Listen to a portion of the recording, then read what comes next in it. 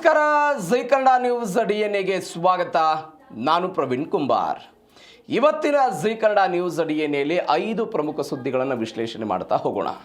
ಆ 5 ಸುದ್ದಿಗಳ ಪೈಕಿ ಮೊದಲ ಸುದ್ದಿ ಯುದ್ಧದ ಡೆವಲಪ್ಮೆಂಟ್ ಇದೆ. ಒಂದು ಕಡೆ ಕಳೆದ 131 ದಿನಗಳ ಹಿಂದೆ ಅಯತಲ್ಲಾ ಅಲಿ ಖಮೇನಿ ಅಮೆರಿಕ ಮತ್ತು ಇಸ್ರೇಲ್ನ ದಾಳಿಗೆ ಮೃತಪಟ್ಟಿದ್ದರು, ಅವರ ಕುಟುಂಬಸ್ಥರು ಕೂಡ ಸೇರಿದಂತೆ. ಇದೀಗ ಅಯತಲ್ಲಾ ಅಲಿ ಖಮೇನಿ ಅವರ ಅಂತ್ಯಕ್ರಿಯೆ 9ನೇ ತಾರೀಕಿಗೆ ಅಂದರೆ ನಿನ್ನೆ ಮಷಾದ್ ನಗರದಲ್ಲಿ ಆಯಿತು. ಕೋಟ್ಯಾಂತರ ಜನ, ಇರಾನಿನ ನಾಗರಿಕರು, ಬೇರೆ ಬೇರೆ ದೇಶದ ನಿಯೋಗಗಳು, ಎಲ್ಲಕ್ಕಿಂತ ಹೆಚ್ಚಾಗಿ ಕರ್ನಾಟಕದ ಚಿಕ್ಕಬಳ್ಳಾಪುರದ ಗೌರಿಬಿದನೂರಿನ ತಾಲೂಕಿನ ಅಲಿಪುರ ಎನ್ನುವಂಥ ಗ್ರಾಮದಿಂದಲೂ ಕೂಡ ಅನೇಕ ಜನ ಅಯತಲ್ಲಾ ಅಲಿ ಖಮೇನಿಯವರ ಅಂತ್ಯಕ್ರಿಯೆಯಲ್ಲಿ ಭಾಗವಹಿಸಿದ್ದರು. ಮತ್ತೊಂದು ವಿಚಾರ ಅಂತ ಹೇಳಿದರೆ, ಇದೇ ಗೌರಿಬಿದನೂರಿನ ಅಲಿಪುರ ಗ್ರಾಮದಲ್ಲಿ ಅಂತ್ಯಕ್ರಿಯೆಯನ್ನು ಕಣ್ತುಂಬಿಕೊಳ್ಳೋದಕ್ಕೆ, ಅದನ್ನು ನೋಡೋದಕ್ಕೆ ದೊಡ್ಡ ತರನಾದಂಥ ಸ್ಕ್ರೀನ್ ವ್ಯವಸ್ಥೆಯನ್ನು ಕೂಡ ಮಾಡಲಾಗಿತ್ತು. ಇದು ನಮ್ಮ ಕರ್ನಾಟಕದಲ್ಲಿ ಆದಂಥ ಬೆಳವಣಿಗೆ. ಆದರೆ ಇರಾನ್ನಲ್ಲೂ ಕೂಡ ಕೋಟ್ಯಾಂತರ ಜನ ಬೀದಿಗೆ ಬಂದರು, ಸಾರ್ವಜನಿಕ ದರ್ಶನ ಮಾಡಿದರು, ಅಂತ್ಯಕ್ರಿಯೆಯಲ್ಲಿ ಭಾಗವಹಿಸಿದರು, ಕಣ್ಣೀರಿಟ್ಟರು. ಇದರ ಜೊತೆಗೆ ಅಮೆರಿಕ ಮತ್ತು ಇಸ್ರೇಲ್ನ ವಿರುದ್ಧ ಒಂದು ರಾಜಕೀಯ ಶಕ್ತಿ ಪ್ರದರ್ಶನವನ್ನು ತೋರಿಸೋ ಪ್ರಯತ್ನವನ್ನು ಮಾಡಿದರು. ಕೆಂಪು ಬಾವುಟಗಳನ್ನು ಪ್ರದರ್ಶನ ಆಯಿತು, ಎದೆಗೆಲ್ಲ ಹೊಡೆದುಕೊಂಡ್ರು. ಡೊನಾಲ್ಡ್ ಟ್ರಂಪ್ ಮತ್ತು ಬೆಂಜಮಿನ್ ನೆತನ್ಯಾಹು ಅವರ ಫೋಟೋಗಳಿಗೆ ಧಿಕ್ಕಾರ ಹಾಕಿದರು. ಸಾವು ಬರಲಿ ಅಂತಲೂ ಕೂಡ ಅವರೆಲ್ಲ ಮಾತನಾಡಿದ್ದನ್ನು ನೋಡಿದ್ವಿ. ಹಾಗಾದರೆ ಅಂತ್ಯಕ್ರಿಯೆಯಲ್ಲಿ ಏನೇನಾಯಿತು, ಯಾರೆಲ್ಲ ಭಾಗವಹಿಸಿದ್ರು, ಅಂತ್ಯಕ್ರಿಯೆಯ ಒಟ್ಟಾರೆ ಈ ಸಂದೇಶವನ್ನು ಕೊಡೋ ಪ್ರಯತ್ನ. ಒಂದು ಕಡೆ ಅಂತ್ಯಕ್ರಿಯೆಯ ಭಾಗವಾದರೆ ಮತ್ತೊಂದು ಕಡೆ ಅಮೆರಿಕಾದ ದಾಳಿಯೂ ಕೂಡ ಆಗ್ತಾ ಇರೋದು. 3 ಹಡಗುಗಳ ಮೇಲೆ ದಾಳಿ ಮಾಡಿದ್ದಕ್ಕಾಗಿ ಅಮೆರಿಕ ಅದರ ವಿರುದ್ಧ ಪ್ರತೀಕಾರಕ್ಕಾಗಿ ಒನ್ಸ್ ಅಗೇನ್ ಯುದ್ಧವನ್ನು ಆರಂಭಿಸಿದೆ ಇರಾನ್ನ ವಿರುದ್ಧ. ಹಾಗಾದರೆ ಏನೇನಾಯಿತು ಅಂತ್ಯಕ್ರಿಯೆಯಲ್ಲಿ, ಎಲ್ಲವನ್ನು ಕೂಡ ನೋಡ್ತಾ ಹೋಗೋಣ. ಇದೇ ಜೈ ಕನ್ನಡ ನ್ಯೂಸ್ DNAಯ ಮೊದಲ ಸುದ್ದಿ, ಅಯತಲ್ಲಾ ಅಲಿ ಖಮೇನಿ ಅಂತ್ಯಕ್ರಿಯೆ.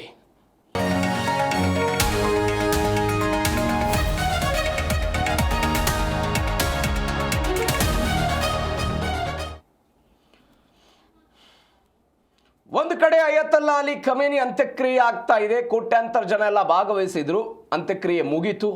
ಅದರ ಜೊತೆಗೆ ದೇಶದ ಅಧ್ಯಕ್ಷ ಪೆಜಿಶ್ಕಿಯಾನ್ ಮತ್ತು ಸ್ಪೀಕರ್ ಇವರ ವಿರುದ್ಧ ಅಲ್ಲಿಯ ಉಗ್ರಪಂಥೀಯ ವಾದಿಗಳೇನಿದ್ದಾರೆ, ಇವರೆಲ್ಲ ಮಧ್ಯಪಂಥೀಯ ವಾದಿಗಳು, ಇವರ ವಿರುದ್ಧ ಉಗ್ರಪಂಥೀಯ ವಾದಿಗಳೆಲ್ಲ ಪ್ರತಿಭಟನೆ ಮಾಡಿದ್ರು, ಧಿಕ್ಕಾರ ಕೂಗಿದ್ರು, ನೀವು ದೇಶದ್ರೋಹಿಗಳಂತಲೂ ಕೂಡ ಮಾತನಾಡಿದರು. ಯಾಕೆ ಅವರದ್ದೇ ದೇಶದ ಅಧ್ಯಕ್ಷರ ವಿರುದ್ಧ ಇಂತಹ ಹೇಳಿಕೆಗಳು ಯಾಕೆ ಬಂತು? ಇದರ ಜೊತೆಗೆ ಅಯತಲ್ಲಾ ಅಲಿ ಖಮೇನಿಯ ಜೊತೆಗೆ ಅವರ ಮಗಳು, ಅಳಿಯ, ಮೊಮ್ಮಗ ಇವರೆಲ್ಲ ತೀರ್ಕೊಂಡಿದ್ರಲ್ಲ, ಅವರ ಅಂತ್ಯಕ್ರಿಯೆಯನ್ನು ಕೂಡ ಒಂದೇ ಸಮಾಧಿಯಲ್ಲಿ ಮಾಡಲಾಗಿದೆ. ಒಂದು ದೊಡ್ಡ ತರನಾದಂತಹ ಬೇಸಿಗೆಯಲ್ಲಿದ್ದಾರೆ ಇರಾನ್ನ ಜನ. ಜುಲೈ ತಿಂಗಳು ಅಂತ ಹೇಳಿದರೆ ಇರಾನ್ನಲ್ಲಿ ದೊಡ್ಡ ಮಟ್ಟದ ಬೇಸಿಗೆ, 42 ಡಿಗ್ರಿ ಸೆಲ್ಸಿಯಸ್ ತಾಪಮಾನ ಇರುವಂತಹ ಈ ಸಮಯದಲ್ಲಿ ಕೋಟ್ಯಾಂತರ ಜನ ಬೀದಿಗೆ ಬೆಳೆದರು. ನಮ್ಮನ್ನೆಯೂ ಕೂಡ ಹೇಳಿದ್ವಿ, ಹಿಂದೆ ಇದ್ದಂತಹ ಖಮೇನಿಯವರ ಅಂತ್ಯಕ್ರಿಯೆ ವರ್ಲ್ಡ್ ರೆಕಾರ್ಡ್ ಆಗಿಬಿಟ್ಟಿತ್ತು. ಅತಿ ಹೆಚ್ಚು ಜನ ಸೇರಿದ ಅಂತ್ಯಕ್ರಿಯೆ ಎನ್ನುವಂಥ ದಾಖಲೆಯನ್ನು ಬರೆದಿತ್ತು. ಇದೀಗ ಕೋಟ್ಯಾಂತರ ಜನ, ನೀವೇನು ದೃಶ್ಯದಲ್ಲಿ ನೋಡ್ತಾ ಇದ್ದೀರಿ, ನೀರನ್ನು ಸಿಂಪಡಿಸ್ತಿದಾರಲ್ಲ, ಯಾವ ಕಾರಣಕ್ಕಾಗಿ ಅಂತ ಹೇಳಿದ್ರೆ ಅಲ್ಲಿ ತಾಪಮಾನ ದೊಡ್ಡ ಮಟ್ಟದಲ್ಲಿದೆ ಅಂತ. ಈ ತಾಪಮಾನದಿಂದ ಜನರ ಸಾವಾಗಬಾರ್ದು ಅನ್ನೋ ಕಾರಣಕ್ಕಾಗಿ ಅವರನ್ನು ತಂಪೆರೆಯೋ ಪ್ರಯತ್ನ ಇದು. ಯಾವ ಕಾರಣಕ್ಕಾಗಿ? 42 ಡಿಗ್ರಿ ಸೆಲ್ಸಿಯಸ್, 38ರಿಂದ 42 ಡಿಗ್ರಿ ಸೆಲ್ಸಿಯಸ್ ತಾಪಮಾನ ದಾಖಲಾಗಿತ್ತು ಇರಾನ್ನಲ್ಲಿ. ಕೋಟ್ಯಾಂತರ ಜನ ಬಂದಿದ್ದರು, ಉಸಿರುಗಟ್ಟಿ ಸತ್ತು ಹೋಗ್ಬೋದು ಎನ್ನುವಂಥ ಆತಂಕ. ಮೊನ್ನೆ ನಾವು ಅದೇ ಕಾರಣಕ್ಕಾಗಿ ನೋಡಿದ್ವಿ, ಸಮಾಧಿಗಳನ್ನು ತೆರೆದಿಡಲಾಗಿದೆ. ಯಾವ ಕಾರಣಕ್ಕಾಗಿ? ಅಹಿತಕರ ಘಟನೆಗಳಾಗಬಾರ್ದು ಅಂತ. ಈ ಕಾರಣಕ್ಕಾಗಿ ಎಲ್ಲವೂ ಕೂಡ ಆಯಿತು, ಪ್ರತಿಭಟನೆಯೂ ಕೂಡ ಆಗಿದೆ. ಏನೇನಾಯಿತು ಬೆಳವಣಿಗೆ, ಎಲ್ಲವನ್ನು ಕೂಡ ಡೀಟೇಲ್ಸ್ ಆಗಿ ನೋಡ್ತಾ ಹೋಗೋಣ. ಖಮೇನಿ ಅಂತ್ಯಕ್ರಿಯೆ 3 ಕೋಟಿ ಜನರ ಸಾಗರ, 3 ಕೋಟಿ ಜನ ಸೇರಿದ್ರು. ಫೆಬ್ರವರಿ 28ನೇ ತಾರೀಕಿಗೆ ಇರಾನ್ನ ಸರ್ವೋಚ್ಚ ನಾಯಕ ಹತರಾಗಿದ್ದರು. ಅವರ ಹತ್ಯೆಯ ನಂತರ 131 ದಿನಗಳ ನಂತರ ಅಂತ್ಯಕ್ರಿಯೆ ಆಯಿತು. ಯಾಕೆ ಡಿಲೇ ಮಾಡಲಾಗಿತ್ತು, ಅದನ್ನು ಹೇಗೆ ಸಂಸ್ಕರಣೆ ಮಾಡಿ ಇಡಲಾಗಿತ್ತು, ರಾಸಾಯನಿಕಗಳನ್ನು ಬಳಸದೆ, ಎಂಬಾಂಬಿಂಗನ್ನು ಮಾಡದೆ ಹೆಂಗೆ ಇಡಲಾಗಿತ್ತು, ಎಲ್ಲದರ ಬಗ್ಗೆ ನೋಡಿದ್ದೀವಿ. 28ನೇ ತಾರೀಕಿಗೆ ಅಯತಲ್ಲಾ ಅಲಿ ಖಮೇನಿ ತಮ್ಮ ನಿವಾಸದ ಪಕ್ಕವೇ ಒಂದು ಸಭೆಯನ್ನು ಮಾಡ್ತಾ ಇದ್ರು ಮಿಲಿಟರಿ ಅಧಿಕಾರಿಗಳ ಜೊತೆಗೆ. ಮಿಲಿಟರಿ ಅಧಿಕಾರಿಗಳ ಜೊತೆಗೆ ಸಭೆ ಮಾಡ್ತಾ ಇದ್ದಂಥ ಅಯತಲ್ಲಾ ಅಲಿ ಖಮೇನಿ ಅವರನ್ನು ಗುರಿಯಾಗಿಸಿಕೊಂಡು ದಾಳಿ ಮಾಡೋ ಪ್ರಯತ್ನಗಳು ಅವತ್ತಾಗಿತ್ತು. ದಾಳಿಯ ನಂತರ ಅವರೆಲ್ಲರೂ ಕೂಡ ಮೃತಪಟ್ಟಿದ್ರು. ಟೆಹರಾನ್ನ ಇಮಾಮ್ ಖಮೇನಿ ಗ್ರಾಂಡ್ ಮುಸಲ್ಲಾದಿಂದ ಎಲ್ಲ ಆರಂಭ ಆಯಿತು ಇವರದ್ದು. ಅಂದರೆ ಇವರ ಅಂತ್ಯಕ್ರಿಯೆ ಅಂದರೆ ಸಾರ್ವಜನಿಕ ದರ್ಶನ ಎಲ್ಲವೂ ಕೂಡ ಇದೆಲ್ಲವೂ ಆದ ನಂತರ 10 ಕಿಲೋಮೀಟರ್ ಉದ್ದದ ರಸ್ತೆಯ ಸಂಪೂರ್ಣವಾಗಿ ಕಪ್ಪು ವಸ್ತ್ರದಿಂದೆಲ್ಲ ಜನ ಸೇರಿಕೊಂಡಿದ್ರು. ಟೆಹರಾನ್ನ ನಂತರ ಇರಾನ್ನ ಧಾರ್ಮಿಕ ಕೇಂದ್ರವಾದಂಥ ಕುಮ್ಗೆ ಹೋದರು, ಇರಾಕ್ನ ಪವಿತ್ರ ನಗರ ಆದಂಥ ನಜಾಫ್ಗೆ ಹೋದರು, ಕರ್ಬಲಾಗ್ ಹೋದರು. ಅಲ್ಲಿ ಕೂಡ ಜನ ಸೇರಿದ್ರು. ದೃಶ್ಯದಲ್ಲಿ ನೀವು ನೋಡ್ತಾ ಇದ್ದೀರಿ. ಖಮೇನಿ ಅವರ ಸ್ವಂತ ಊರವರದ್ದು. ಮಷಾದ್ನಲ್ಲಿ ಅಂತಿಮ ವಿಧಿವಿಧಾನಗಳೆಲ್ಲವೂ ಕೂಡ ನಡೀತು. ಇಮಾಮ್ ರೆಜಾ ದೇವಾಲಯ ಮತ್ತು ಅದರ ಸುತ್ತಮುತ್ತಲಿನ ರಸ್ತೆಗಳಲ್ಲೂ ಕೂಡ ಜನ ತುಂಬಿಕೊಂಡಿದ್ರು. ಅವರ ಶವ ಪೆಟ್ಟಿಗೆಯನ್ನು ಇರಾಕ್ನಿಂದ ಮಷಾದ್ಗೆ ತೆಗೆದುಕೊಂಡು ಬರಲಾಯಿತು. ಅಂದರೆ ಇರಾಕಿಗೆ ಅಲ್ಲಿ ತೆಗೆದುಕೊಂಡು ಹೋಗಲಾಗಿತ್ತು, ಶಿಯಾದ ಧಾರ್ಮಿಕ ಕಾರಣ ಅನ್ನೋ ಕಾರಣಕ್ಕಾಗಿ. ಹೀಗಾಗಿ ಅಲ್ಲಿಂದ ವಾಪಸ್ ತೆಗೆದುಕೊಂಡು ಬರಲಾಯಿತು. ಇರಾನ್ನ ಅಧಿಕಾರಿಗಳು ಫೈರ್ ಇಂಜಿನ್ ಹಾಗೂ ವಾಟರ್ ಕ್ಯಾನ್ಗಳ ಮುಖಾಂತರ ನೀರನ್ನು ಸಿಂಪಡಿಸಿ ಜನರನ್ನು ತಂಪಾಗಿಸುವಂತಹ ಕೆಲಸವನ್ನು ಕೂಡ ಮಾಡಿದ್ದನ್ನು ನೋಡ್ತಾ ಇದ್ದೀವಿ. ಈ ಯುದ್ಧದ ಸನ್ನಿವೇಶದ ಈ ಸಮಯದಲ್ಲಿ ಒಂದು ರಾಷ್ಟ್ರೀಯ ಏಕತೆಯನ್ನು ಪ್ರದರ್ಶನ ಮಾಡೋ ಪ್ರಯತ್ನವನ್ನು ಇರಾನ್ನ ನಾಗರಿಕರು ಅಮೆರಿಕ ಮತ್ತು ಇಸ್ರೇಲ್ನ ವಿರುದ್ಧ ಮಾಡಿದ್ದಾರೆ. ಆ ಮುಖಾಂತರ ಒಂದು 3 ಕೋಟಿ ಜನ ಸಾಗರವೇ ಸೇರಿಕೊಂಡು ಈ ಅಂತ್ಯಕ್ರಿಯೆಯಲ್ಲಿ ಭಾಗವಹಿಸಿದ್ದು. ಎಲ್ಲಕ್ಕಿಂತ ಮತ್ತೊಂದು ವಿಶೇಷತೆ ಅಂತ ಹೇಳಿದರೆ, ನಾನು ಆವಾಗಲೇ ಹೇಳಿದೆ, ಕರ್ನಾಟಕದ ಚಿಕ್ಕಬಳ್ಳಾಪುರದ ಗೌರಿಬಿದನೂರು ತಾಲೂಕಿನ ಅಲಿಪುರದ ಜನ ಎಲ್ಲ ಭಾಗವಹಿಸಿದ್ರು. ನಾವು ಈ ಯುದ್ಧ ಶುರು ಮಾಡಿದಾಗ ಒಂದು ಸುದ್ದಿಯನ್ನು ನೋಡಿದ್ವಿ.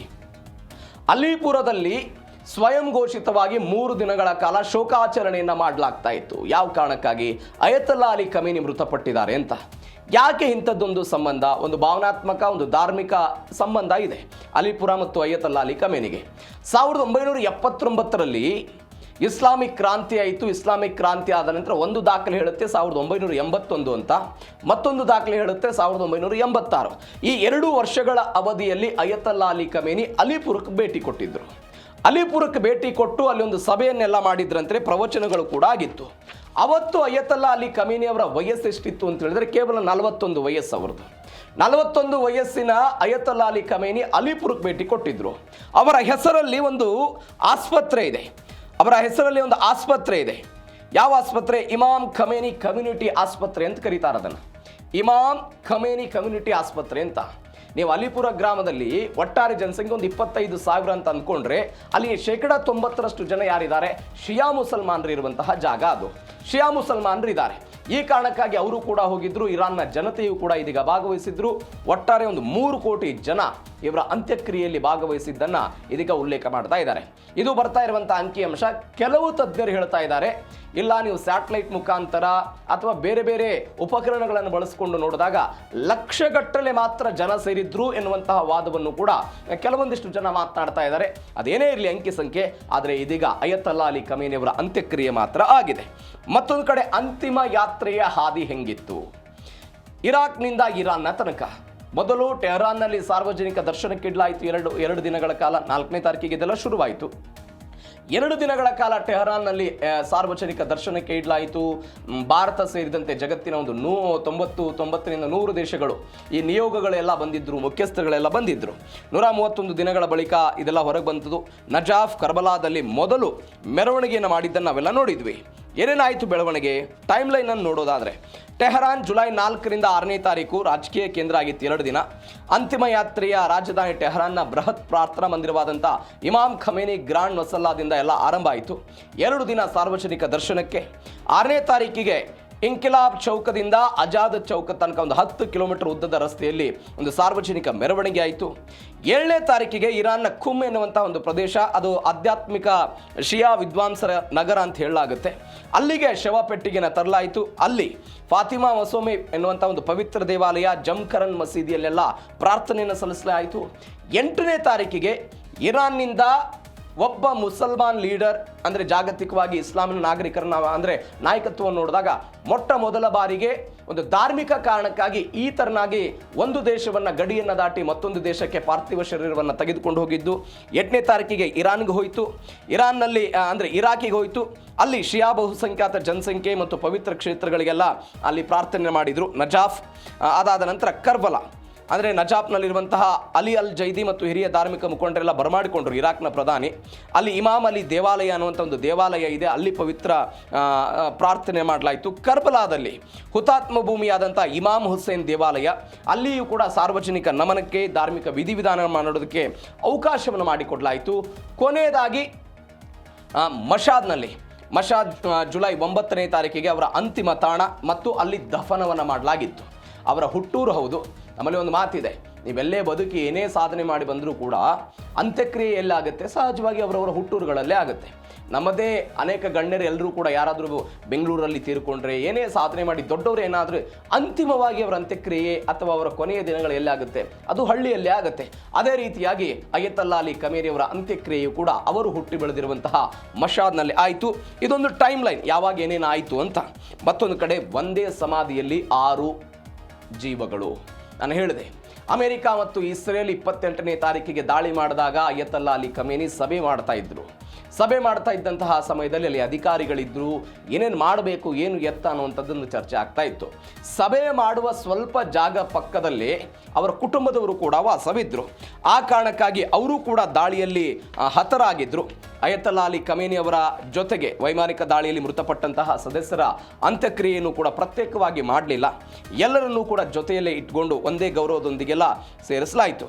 ಖಮೇನಿ ಅವರ 14 ತಿಂಗಳ ಪುಟ್ಟ ಮೊಮ್ಮಗಳು ಜಹರಾ ಮೊಹಮ್ಮದಿ ಗೊಲ್ಫಯಗಾನಿ ಅಂತ.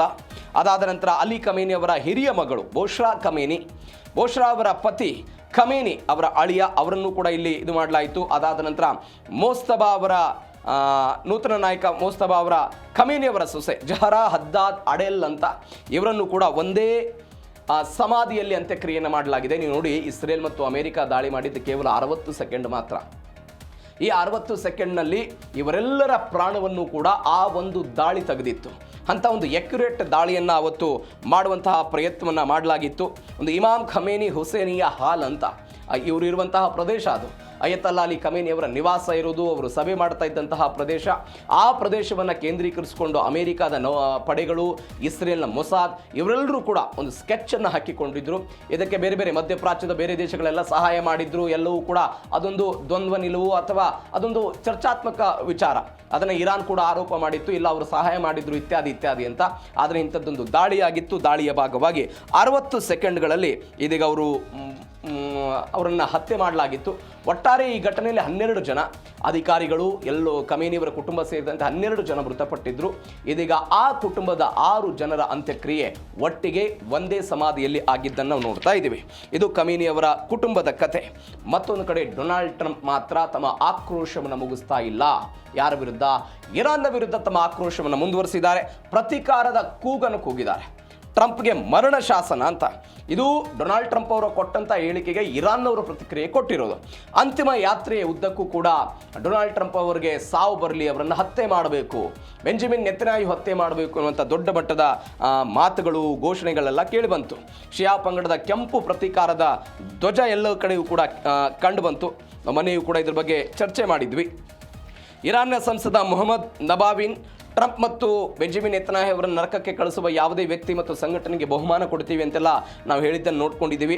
ಇದೀಗ ಸಂಸತ್ನಲ್ಲಿ ಅವ್ರು ಏನು ಮಾಡಿದ್ರು ಅಂತ ಹೇಳಿದ್ರೆ 485 ಕೋಟಿ ರೂಪಾಯಿ ಕೊಡ್ತೀವಿ, ಟ್ರಂಪ್ ಅವರನ್ನು ಹತ್ಯೆ ಮಾಡಿದರೆ 485 ಕೋಟಿ ರೂಪಾಯಿ ಕೊಡ್ತೀವಿ ಅಂತೆಲ್ಲ ಹೇಳಿದ್ರು. ಇದೀಗ ಒನ್ಸ್ ಅಗೇನ್ ಅಂತ್ಯಕ್ರಿಯೆಯಲ್ಲಿ ನೀವು ದೃಶ್ಯದಲ್ಲಿ ನೋಡ್ತಾ ಇದ್ರಿ, ಕೆಂಪು ಧ್ವಜಗಳು, ಇದು ಪ್ರತೀಕಾರದ ಸಂಕೇತವಾಗಿ ಅದೆಲ್ಲವೂ ಕೂಡ ಕಾಣಿಸ್ತಾ ಇದ್ದನ್ನು ನೋಡ್ತಾ ಇದ್ದೀವಿ. 2020ರಲ್ಲೂ ಕೂಡ ಈ ಸುಲೇಮಾನ್ ಹತ್ಯೆ ಆದಂತಹ ಸಂದರ್ಭದಲ್ಲೂ ಕೂಡ ಟ್ರಂಪ್ ಅವರ ಹತ್ಯೆಗೆ ಇರಾನಿಯನ್ನವರು ದೊಡ್ಡ ಮಟ್ಟದ ಪ್ರಯತ್ನವನ್ನು ಪಟ್ಟಿದ್ದರು, ಅವರನ್ನು ಮುಗಿಸಬೇಕು ಅಂತಲೂ ಕೂಡ ಒಂದು ಆಲೋಚನೆಯನ್ನು ಮಾಡಿದ್ರು ಅಂತ. ಇದೀಗ ಮತ್ತೊಂದು ಕಡೆ ನಿನ್ನೆ ಒಂದು ಬೆಳವಣಿಗೆ ಆಯಿತು. ಒಂದು ಬೆಳವಣಿಗೆ ಏನು ಅಂತ ಹೇಳಿದ್ರೆ, ನ್ಯಾಟೋ ಶೃಂಗಸಭೆಯಿಂದ ವಾಪಸ್ ಬರ್ತಾ ಇದ್ದಂತಹ ಡೊನಾಲ್ಡ್ ಟ್ರಂಪ್ ಬ್ರಿಟನ್ನಿಂದ ಒಂದು ದೇಶ ಉಡುಗೊರೆಯಾಗಿ ಕೊಟ್ಟಿದ್ದಂತಹ ವಿಮಾನವನ್ನು ಬಳಕೆ ಮಾಡಲಿಲ್ಲ. ಅದರ ಬದಲಾಗಿ ಬೇರೊಂದು ವಿಮಾನದ ಮುಖಾಂತರ ಪ್ರಯಾಣ ಬೆಳೆಸಿದ್ದನ್ನು ನೋಡಿದ್ವಿ. ಯಾವ ಕಾರಣಕ್ಕಾಗಿ? ಇದೇ ಡೊನಾಲ್ಡ್ ಟ್ರಂಪ್ ಅವರು ಒಂದು ಹೇಳಿಕೆ ಕೊಟ್ಟರು, ನಾನು ಹಿಟ್ ಲಿಸ್ಟಲ್ಲಿ ಇದ್ದೀನಿ. ಯಾರಿಗೆ? ಇರಾನ್ನವರ ದೃಷ್ಟಿಯಿಂದ ನಾನು ಹಿಟ್ ಲಿಸ್ಟ್ ಇದ್ದೀನಿ, ನನ್ನನ್ನು ಮುಗಿಸೋದಕ್ಕೆ ಅವರು ಆಲೋಚನೆ ಮಾಡ್ತಿದ್ದಾರೆ ಅಂತ. ಅದರ ಭಾಗವಾಗಿ ಇದೀಗ ಇಂಥದ್ದೆಲ್ಲ ಬೆಳವಣಿಗೆಗಳಾಯಿತು. ನೀವು ನೋಡಿ, ಡೊನಾಲ್ಡ್ ಟ್ರಂಪ್ ಅವರನ್ನು ಇದೀಗ ಇವರು 2026ರ ಕಾರಣಕ್ಕಾಗಿ ಗುರಿಯಾಗಿಸ್ತಾ ಇದ್ದಾರೆ. ಎರಡನೇದ್ದು, ಜೋ ಬೈಡನ್ ಅವರನ್ನು ಕೂಡ ಗುರಿಯಾಗಿಸಿದ್ರು. ಈ ಹಿಂದೆ ಇದ್ದಂತಹ ಜೋ ಬೈಡನ್ ಅವರನ್ನು ಗುರಿಯಾಗಿಸಿದ್ರು ಅಂತ ಅಮೆರಿಕಾದ FBI ಒಂದು ವರದಿಯನ್ನು ಕೊಟ್ಟಿದೆ. ಆ ವರದಿಯಲ್ಲಿ ಬಹಳ ಸ್ಪಷ್ಟವಾಗಿ ಹೇಳ್ತಾರೆ ಅವರು, ಡೊನಾಲ್ಡ್ ಟ್ರಂಪ್ ಮಾತ್ರವಲ್ಲ, ಇರಾನ್ನವರ ಗುರಿ ಜೋ ಬೈಡನ್ ಕೂಡ ಆಗಿದ್ರು. ಯಾವ ಕಾರಣಕ್ಕಾಗಿ ಅಂತ ಹೇಳಿದ್ರೆ, ಅಮೆರಿಕಾದ ಒಟ್ಟಾರೆ ರಾಜಕೀಯದಲ್ಲಿ ಒಂದು ಅಸ್ಥಿರತೆಯನ್ನು ಕ್ರಿಯೇಟ್ ಮಾಡಬೇಕು, ಆ ರಾಜಕೀಯದಲ್ಲಿ ಅಸ್ಥಿರತೆಯನ್ನು ಕ್ರಿಯೇಟ್ ಮಾಡಬೇಕು ಅನ್ನೋ ಕಾರಣಕ್ಕಾಗಿ ಅವರನ್ನು ಹತ್ಯೆ ಮಾಡೋ ಪ್ರಯತ್ನವನ್ನು ಮಾಡಿದ್ರು ಅಥವಾ ಗುರಿ ಇಟ್ಟಿದ್ರು ಅಂತ ಒಂದು. ನೀವು ಮೂರನೇದಾಗಿ ಸ್ವಲ್ಪ ವರ್ಷಗಳ ಹಿಂದೆ ಹೋದರೆ ಜಿಮ್ಮಿ ಕಾರ್ಟರ್ 1979 ಇಸ್ಲಾಮಿಕ್ ಕ್ರಾಂತಿ ಆದ ನಂತರ ಒಂದು 52 ಅಧಿಕಾರಿಗಳು 444 ದಿನಗಳ ಕಾಲ ಇರಾನ್ನಲ್ಲೆಲ್ಲ ಒತ್ತೆಯಾಳಾಗಿ ಉಳಿದಿದ್ರಲ್ಲ, ಅವರನ್ನು ಸರಿಯಾಗಿ ಬೇಗನೆ ಕರೆದುಕೊಂಡು ಬರೋದಕ್ಕೆ ಕಾರ್ಟರ್ ಅವರ ಕಡೆಯಿಂದ ಆಗಲಿಲ್ಲ ಅನ್ನೋ ಕಾರಣಕ್ಕಾಗಿ ಒಂದು ರಾಜಕೀಯವಾಗಿ ಅವರಿಗೆ ಸೋಲಾಗಬೇಕು ಅಂತ ಇರಾನ್ ಒಂದು ದೊಡ್ಡ ಮಟ್ಟದ ರಾಜತಾಂತ್ರಿಕ ಪ್ರಯತ್ನವನ್ನು ಮಾಡಿತ್ತು. ಅವರನ್ನು ಹತ್ಯೆ ಮಾಡೋ ಪ್ರಯತ್ನವಲ್ಲ, ಅದರ ಬದಲಾಗಿ ರಾಜಕೀಯವಾಗಿ ಅಮೆರಿಕಾದಲ್ಲಿ ಅವರನ್ನು ಸೋಲಿಸೋ ಪ್ರಯತ್ನವನ್ನು ಮಾಡಿದ್ರು. ಅವರು ಮುಂಬರುವಂತಹ ಅಧ್ಯಕ್ಷೀಯ ಚುನಾವಣೆಯಲ್ಲಿ ಸೋತಿದ್ದ ನೋಡಿದ್ದೀವಿ. ಅಮೆರಿಕಾದ ವಿಶ್ಲೇಷಣೆ ಏನು ಅಂತ ಹೇಳಿದ್ರೆ, ಇರಾನ್ ಒಂದು ಹತ್ಯೆ ಮಾಡೋದಕ್ಕೆ ಪ್ರಯತ್ನವನ್ನು ಪಡುತ್ತೆ, ಇಲ್ಲದೆ ಹೋದ್ರೆ ಅವರನ್ನು ಮಣಿಸೋದಕ್ಕೆ ಪ್ರಯತ್ನವನ್ನು ಪಡುತ್ತೆ ಅಂತ ಇದೀಗ ಟ್ರಂಪ್ ಅವರ ಮೇಲೆ ಇರಾನಿಯನ್ನರ ಕಣ್ಣಿರೋದನ್ನು ನಾವೆಲ್ಲ ನೋಡ್ತಾ ಇದ್ದೀವಿ. ಅದರ ಭಾಗವಾಗಿ ಒಂದು 35 ಸೆಕೆಂಡ್ಗಳ ವಿಡಿಯೋ ಎಲ್ಲ ಬಿಡುಗಡೆ ಮಾಡಿದ್ರು ಅವರು. ಮತ್ತೊಂದು ಬೆಳವಣಿಗೆ, ಬೀದಿಯಲ್ಲಿ ಅಧ್ಯಕ್ಷರನ್ನೇ ಸುತ್ತುವರೆದ ಜನ. ಈಗ ಶಿಯಾ ಸಮುದಾಯದ ನಾಯಕರುಗಳು ಅಥವಾ ಇರಾನ್ನ IRGC ಇವರೆಲ್ಲ ಹೇಳ್ತಾ ಇದ್ದಿದ್ದೇನು, ಅಮೆರಿಕದ ಅಧ್ಯಕ್ಷ ಟ್ರಂಪ್ಗೆ ಮತ್ತು ಬೆಂಜಮಿನ್ ನೆತನ್ಯಾಹು ಅವರಿಗೆ ಶಿಯಾ ಸಮುದಾಯದ ಒಗ್ಗಟ್ಟು ಇದು ತನಕ ಗೊತ್ತಾಗಿಲ್ಲ, ಅವರಿಗೆ ಒಗ್ಗಟ್ಟಿನ ಅರಿವಿಲ್ಲ, ನಮ್ಮಲ್ಲಿ ಒಗ್ಗಟ್ಟಿದೆ ಅಂತೆಲ್ಲ ಅವರು ಒಂದು ಸಂದೇಶ ಕೊಡೋ ಪ್ರಯತ್ನ ಪಟ್ಟರು. ಆದರೆ ಇರಾನ್ನ ರಾಜಕಾರಣದಲ್ಲೂ ಕೂಡ ಕೆಲವೊಂದಿಷ್ಟು ಆಂತರಿಕ ಬೆಳವಣಿಗೆಗಳಿದೆ, ಆಂತರಿಕ ಕಚ್ಚಾಟಗಳಿದೆ ಅನ್ನೋದನ್ನು ಇದರಿಂದ ನಾವು ನೋಡ್ಕೊಳ್ತಾ ಹೋಗ್ತಾ ಇದ್ದೀವಿ. ಯಾವುದ್ರ ಮುಖಾಂತರ ಪೆಜಿಶ್ಕ್ಯಾನ್ಗೆ ಪ್ರತಿಭಟನೆ ಮಾಡಿದ್ರು, ಅರಗ್ಜಿಗೆ ದೇಶದ್ರೋಹಿ, ನಾಚಿಕೆ ಇಲ್ವೇ ಅಂತೆಲ್ಲ ಘೋಷಣೆ ಕೂಗೋ ಪ್ರಯತ್ನವನ್ನು ಮಾಡಿದರು. ಯಾವ ಕಾರಣಕ್ಕಾಗಿ ಹಿಂಗೆ ಆಯಿತು? ನಮ್ಮಲ್ಲಿ ಹೆಂಗೆ ಕಾಂಗ್ರೆಸ್ಸು BJP ಎಡಪಂಥೀಯ ಬಲಪಂಥೀಯ ಎನ್ನುವಂತಹ ಧೋರಣೆಗಳೆಲ್ಲ ಇದೆಯಲ್ಲ, ಅದೇ ರೀತಿಯಾಗಿ ಇರಾನ್ನ ರಾಜಕಾರಣದಲ್ಲಿ ಮಧ್ಯಪಂಥೀಯ ಕೂಡ ಇದೆ. ಇವರೆಲ್ಲ ಮಧ್ಯಪಂಥೀಯದವರು. ಯಾರ್ಯಾರು ಪೆಜಿಶ್ಕಿಯಾನ್ ಮತ್ತು ಅಬ್ಬಾಸ್ ಅರಾಗ್ಚಿ ಅವ್ರ ಮೇಲೆಲ್ಲ ಭೌತಿಕವಾಗಿ ದಾಳಿ ಮಾಡೋದಕ್ಕೆಲ್ಲ ಪ್ರಯತ್ನವನ್ನು ಮಾಡಿದರು. ಮಸಾದ್ ಪೆಜಿಶ್ಕಿಯಾನ್ ಅವರು ಮೆರವಣಿಗೆಯಲ್ಲಿ ಹೆಜ್ಜೆ ಹಾಕ್ತಾ ಇದ್ರು. ಆ ಸಮಯದಲ್ಲಿ ಅಮೆರಿಕಾದೊಂದಿಗೆ ಸಂಧಾನ ಮಾಡಿಕೊಳ್ಳೋದನ್ನು ತೀವ್ರ ಗುಂಪುಗಳೆಲ್ಲ ಅವರು ಆಕ್ರೋಶ ಹೊರಹಾಕಿದ್ರು. ಡೆತ್ ಟು ದಿ ಆಫೀಸರ್ ಅಂತ ಹೇಳಿದ್ರು, ಡೆತ್ ಟು ದಿ ಕಾಂಪ್ರಮೈಸರ್, ಅಂದರೆ ಮಾತುಕತೆ ನಡೆಸುವಂಥ ಈ ವ್ಯಕ್ತಿಗೆ ಸಾವು ಬರಲಿ ಅಂತ ಘೋಷಣೆ ಕೂಗಿದ್ರು. ಅದಾದ ನಂತರ ಅವರನ್ನು ಕೆಳಗೆ ತಳ್ಳುವ ಪ್ರಯತ್ನವನ್ನು ಮಾಡಿದ್ರಂತೆ. ಎರಡನೇದ್ದು, ವಿದೇಶಾಂಗ ಸಚಿವ ಅಬ್ಬಾಸ್ ಅರಾಗ್ಜಿ ಅವರ ಮೇಲೆ ಕಲ್ಲು ತೂರೋ ಪ್ರಯತ್ನ ಆಯಿತು. ದೇಶದ್ರೋಹಿಗೆ ಸಾವು ಬರಲಿ ಅಂತ ಹೇಳಿದ್ರು, ಕಲ್ಲು ತೂರಿದ್ರು. ಸಚಿವರೆಲ್ಲ ಜೀವ ಭಯದಿಂದ ಓಡಿ ಹೋಗಿದ್ರು ಅಂತ. ಯಾಕೆ ಇಂಥದ್ದೊಂದು ದಾಳಿ? 2-3 ಕಾರಣಗಳಿದೆ. ನೀವು ಯಾವಾಗ ಈ ಮಧ್ಯಪಂಥೀಯ ರಾಜಕಾರಣಿಗಳು ಅಮೆರಿಕಾದ ಜೊತೆಗೆ ಕೈ ಜೋಡಿಸಿದಾರಲ್ಲ, ಅವಾಗ ಇಂಥದ್ದೊಂದು ಪ್ರಯತ್ನ ಆಗಿದೆ. 1981ರಲ್ಲಿ ಅಲ್ಜಿಯರ್ಸ್ ಒಪ್ಪಂದ ಆಗುತ್ತೆ. ಅಲ್ಜಿಯರ್ಸ್ ಒಪ್ಪಂದ ಅಂತ ಹೇಳಿದ್ರೆ, ನಾನು ಆವಾಗಲೇ ಹೇಳಿದೆ, 52 ಜನ ಅಧಿಕಾರಿಗಳನ್ನು 444 ದಿನಗಳ ಕಾಲ ಒತ್ತೆಯಾಳನ್ನಾಗಿಟ್ಟುಕೊಂಡು ಈ ಅಲ್ಜಿಯರ್ಸ್ ಒಪ್ಪಂದದ ಮುಖಾಂತರ ಅವತ್ತಿನ ಮಧ್ಯಪಂಥದ ನಾಯಕರು ಬಿಟ್ಟು ಕಳಿಸಿದ್ರು. ಅದರ ವಿರುದ್ಧ ಇರಾನ್ನ ಕೂಗು ದೊಡ್ಡ ಮಟ್ಟದಲ್ಲಿತ್ತು. ಅವತ್ತು ಕೂಡ ಇದೇ ರೀತಿಯಾದಂಥ ಪ್ರತಿಭಟನೆ ಆಗಿತ್ತು. ಒಂದು. ಎರಡನೇದ್ದು, 2001ರಲ್ಲಿ ಅಫ್ಘಾನ್ ಯುದ್ಧದಲ್ಲಿ ರಹಸ್ಯವಾಗಿ ಈ ಮಧ್ಯ ಪಂಥೀಯ ನಾಯಕರುಗಳೇನಿದ್ದಾರೆ ಅವರು ಅಮೆರಿಕಕ್ಕೆ ಸಹಾಯ ಮಾಡಿದ್ದಾರೆ. ಏನೇನಿದೆ ಎಲ್ಲವನ್ನೂ ಕೂಡ, ಅವರ ನ್ಯಾವಿಗೇಷನ್ ಆಗಿರ್ಬೋದು, ಅವರ ಲೊಕೇಶನ್ ಆಗಿರ್ಬೋದು, ತಾಲಿಬಾನು ಬೇರೆ ಬೇರೆ ಎಲ್ಲವನ್ನೂ ಕೂಡ ಕೊಡೋ ಪ್ರಯತ್ನವನ್ನು ಮಾಡಿದ್ರು ಅಂತ. ಹೀಗಾಗಿ ಮಧ್ಯಪಂಥೀಯ ಅಧ್ಯಕ್ಷ ಆಗಿದ್ದಂಥ ಮೊಹಮ್ಮದ್ ಖತಾಮಿ ಅಮೆರಿಕಕ್ಕೆ ರಹಸ್ಯ ಸಹಾಯ ಮಾಡಿದ್ರು ಅಂತ ಅವತ್ತು ಕೂಡ ಪ್ರತಿಭಟನೆ ಆಗಿತ್ತು. 2015ರಲ್ಲಿ ಈ ಮಧ್ಯಪಂಥೀಯ ನಾಯಕ ಈ ಅಮೆರಿಕಾದ ಜೊತೆಗೆ ಒಪ್ಪಂದ ಆಯ್ತಲ್ಲ, ಅಣ್ವಸ್ತ್ರ ವಿಚಾರಕ್ಕೆ ಸಂಬಂಧಪಟ್ಟಂತೆ ಯುರೇನಿಯಂ ಇತ್ಯಾದಿ ಅನ್ನೋ ಕಾರಣಕ್ಕಾಗಿ ಅವರ ವಿರುದ್ಧವೂ ಕೂಡ ಪ್ರತಿಭಟನೆ ಆಗಿದ್ದನ್ನು ನೋಡ್ತಾ ಇದ್ದೀವಿ. ಇದೀಗ ಪೆಜಿಶ್ಕಿಯಾನ್ ಮತ್ತು ಅರಾಗ್ಜಿ ವಿರುದ್ಧ ಪ್ರತಿಭಟನೆ ಆಗಿದೆ. ಈ ಪೆಜಿಶ್ಕಿಯಾನ್ ಜೊತೆಗೆ ಅಥವಾ ಅವರ ವಿರುದ್ಧ ಪ್ರತಿಭಟನೆ ಮಾಡೋದಕ್ಕೆ ಒಂದು ಮುಖ್ಯವಾದ ಇನ್ನೊಂದು ಕಾರಣ ಏನು ಅಂತ ಹೇಳಿದ್ರೆ, ನಾನು ನಿನ್ನೆ ಉಲ್ಲೇಖ ಮಾಡಿದೆ, ಹಿಜಾಬ್ ವಿಚಾರಕ್ಕೆ ಸಂಬಂಧಪಟ್ಟಂತೆ ಇರಾನ್ನಲ್ಲಿ ಕೆಲವೊಂದಿಷ್ಟು ಬೆಳವಣಿಗೆ ಆಗ್ತಾ ಇದೆ. ಕಡ್ಡಾಯವಾಗಿ ಹಿಜಾಬ್ ಧರಿಸಬೇಕು ಎನ್ನುವಂಥ ಕಾನೂನು ಇದೆ. ಯಾರು ಅದನ್ನು ಫಾಲೋ ಮಾಡಲ್ಲ ಅವರ ವಿರುದ್ಧ ಉಗ್ರವಾದಂಥ ಕಠಿಣ ಕ್ರಮವನ್ನು ತೆಗೆದುಕೊಳ್ಳೋ ಪ್ರಯತ್ನ ಆಗ್ತಾ ಇದೆ ಅಂತ. ಪೆಜಿಶ್ಕಿಯಾನ್ ಒಂದು ಮಾತು ಹೇಳಿದ್ರಂತೆ, ನಾನು ಹಿಜಾಬ್ಗಿರುವಂಥ ಈ ನಿಯಮಗಳನ್ನು ಸಡಿಲಿಕೆ ಮಾಡ್ತೀನಿ ಅಂತ ಅವರು ಒಂದು ಸ್ಟೇಟ್ಮೆಂಟ್ ಕೊಟ್ಟಿದ್ರಂತೆ. ಇದು ಅಲ್ಲಿರುವಂತಹ ಈ ಉಗ್ರಪಂಥೀಯ ನಾಯಕರುಗಳು ಏನೇನಿದ್ದಾರೆ ಇರಾನ್, ಅವರ ಕಣ್ಣನ್ನು ಕೆರಳಿಸಿಬಿಟ್ಟಿತ್ತಂತೆ. ಈ ಕಾರಣಕ್ಕಾಗಿ ಇಂಥದ್ದೊಂದು ಪ್ರತಿಭಟನೆ ಆಗಿದೆ, ಅವರ ವಿರುದ್ಧ ಧಿಕ್ಕಾರಗಳನ್ನೆಲ್ಲ ಕೂಗಿದ್ದಾರೆ ಅಂತ ಸದ್ಯಕ್ಕೆ ಬರ್ತಾ ಇರುವಂಥ ಮಾಹಿತಿ. ಇದು ಒಟ್ಟಾರೆ ಅಯತಲ್ಲಾ ಅಲಿ ಖಮೇನಿ ಅವರ ಅಂತ್ಯಕ್ರಿಯೆಯಲ್ಲಿ ಆಗಿರುವಂಥ ಬೆಳವಣಿಗೆ. ಆದರೆ ಎರಡನೇ ಸ್ಟೋರಿ ಜೀ ಕನ್ನಡ ನ್ಯೂಸ್ DNA-ಯಲ್ಲಿ ಈ ಪಶ್ಚಿಮ ಏಷ್ಯಾದಲ್ಲಿ ಆಗ್ತಾ ಇರುವಂತಹ ಯುದ್ಧದ ಡೆವಲಪ್ಮೆಂಟ್ ಬಗ್ಗೆ ಇದೆ. ಒಂದು ಕಡೆ ಅಂತ್ಯಕ್ರಿಯೆ ಆಯಿತು, ಮತ್ತೊಂದು ಕಡೆ ಈ ಅಂತ್ಯಕ್ರಿಯೆಯ ನಡುವೆಯೂ ಕೂಡ ಇರಾನ್ 3 ಹಡಗುಗಳ ಮೇಲೆ ದಾಳಿ ಮಾಡಿತು. ಅದು ಸೌದಿ ಅರೇಬಿಯಾ ಮತ್ತು ಕುವೈತ್, ಅದಾದ ನಂತರ ಮತ್ತೊಂದು ಲಿಬಿಯಾ ಅಂತ ಹೇಳ್ತಿದ್ದಾರೆ. ಲಿಬಿಯಾದ ಒಂದು ಹಡಗುಗಳ ಮೇಲೆ ದಾಳಿ ಮಾಡಿತು ಅಂತ.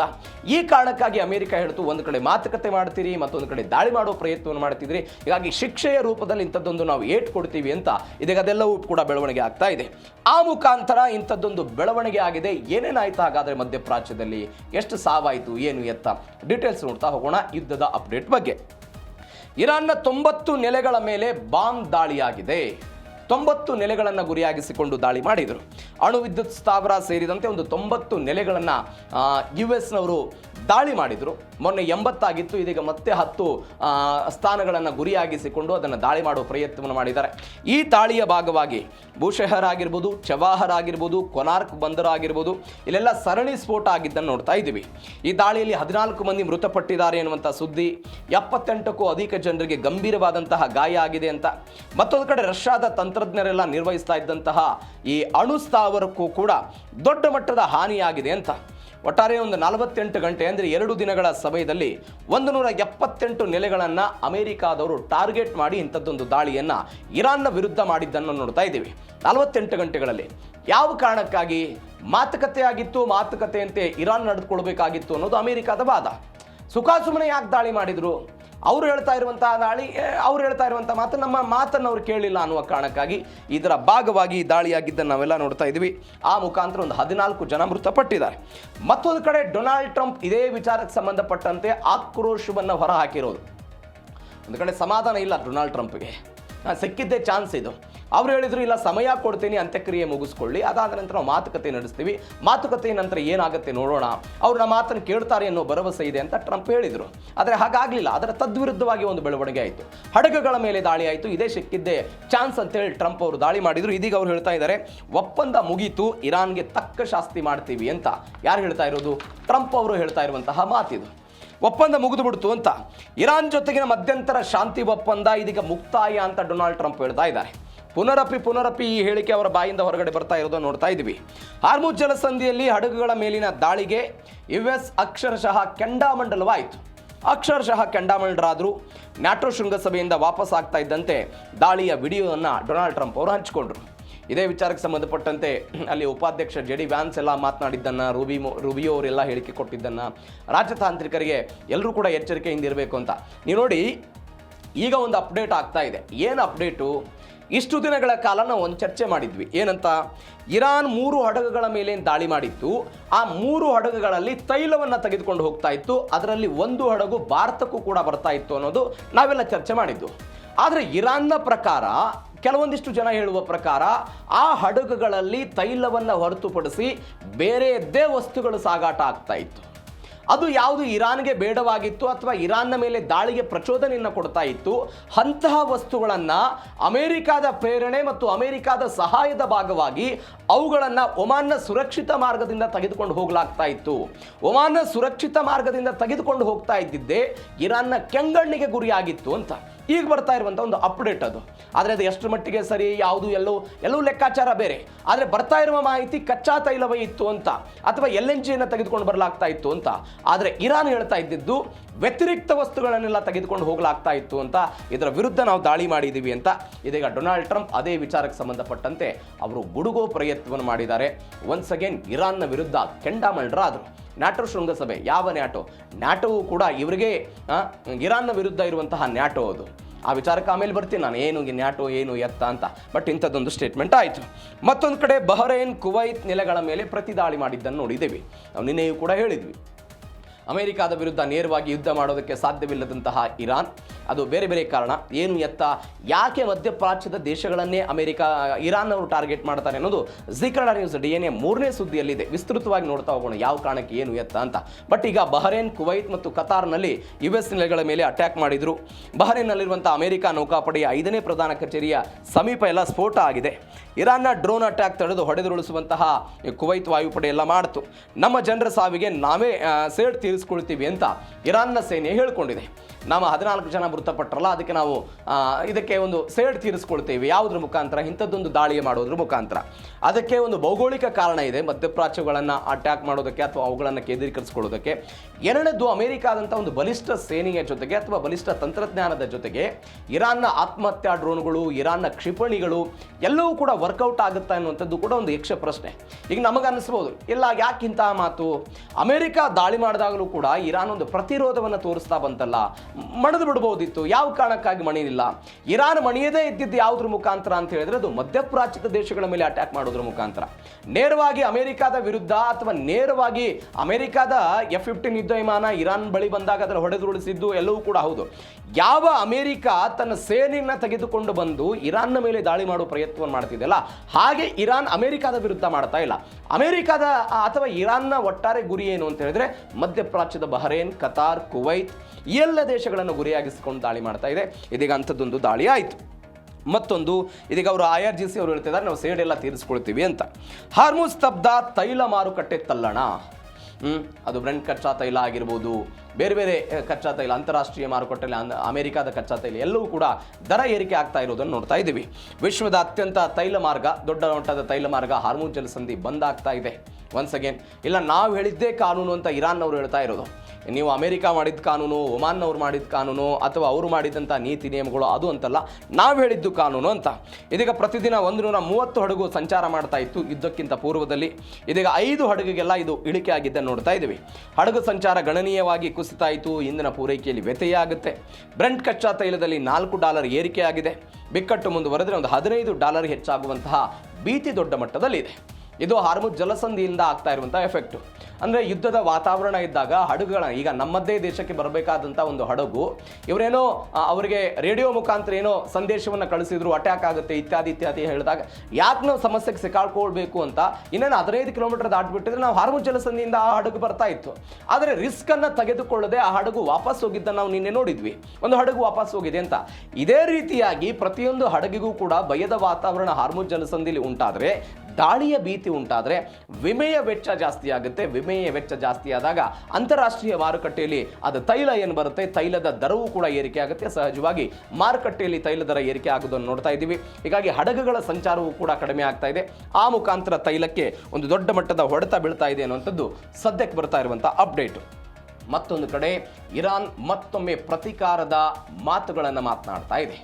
ಡೊನಾಲ್ಡ್ ಟ್ರಂಪ್ನ ಇರಾನ್ ಮುಗಿಸ್ತೀವಿ, ಅವರ ಜೊತೆಗೆ ಮಾತುಕತೆ ನಡೆಸಲ್ಲ, ಅವರು ಹುಚ್ಚರು, ಅವರ ಜೊತೆಗೆ ಮಾತುಕತೆ ನಡೆಸೋದು ಸಮಯ ವ್ಯರ್ಥ ಇತ್ಯಾದಿ ಇತ್ಯಾದಿ ಹೇಳಿಕೆಗಳನ್ನು ಕೊಟ್ಟು ಇರಾನ್ನ ಒಂದು ಟಾಂಟ್ ಮಾಡೋ ಪ್ರಯತ್ನವನ್ನು ಮಾಡ್ತಿದ್ರೆ, ಇರಾನ್ ಅವರು ಹೇಳ್ತಾ ಇದ್ದಾರೆ ಖಮೇನಿ ಹತ್ಯೆಗೆ ಸೇಡು ತೀರಿಸ್ಕೊಳ್ತೀವಿ ಅಂತ. ಯಾರು ಹೇಳ್ತಾ ಇರೋದು? IRGC. Supreme leader Ayatollah Ali Khamenei ಹತ್ಯೆಗೆ ಇರಾನ್ ಸೇಡು ಪ್ರತಿಜ್ಞೆ ಮಾಡಿಕೊಂಡಿದೆ. ಅಪರಾಧಿ ಅಮೆರಿಕನ್ ಸೇನೆಗೆ ತಕ್ಕ ಪಾಠ ಕಲಿಸ್ತೀವಿ ಅಂತ ಅಹಮದ್ ವಾಹಿದಿ ಹೇಳ್ತಾ ಇದ್ದಾರೆ. ನಾವು ಅವಾಗಲೇ ಒಂದು ಸುದ್ದಿ ನೋಡಿದ್ವಿ. ಅಬ್ಬಾಸ್ ಅರಾಗ್ಜಿ ಮತ್ತು ಈ ಪೆಜಿಶ್ಕಿಯಾನ್ ಜೊತೆಗೆ ಮಾತುಕತೆಗಳು ಅಥವಾ ಪ್ರತಿಭಟನೆಗಳೆಲ್ಲವೂ ಕೂಡ ಆಯಿತು. ಅವರ ವಿರುದ್ಧ ಪ್ರತಿಭಟನೆ ಮಾಡಿದ್ರು ಅಂತ. ಇದಕ್ಕೆ ತಕ್ಕನಾಗಿ ಈ ಸ್ಟೋರಿಯನ್ನು ನಾವು ನೋಡಬೇಕು.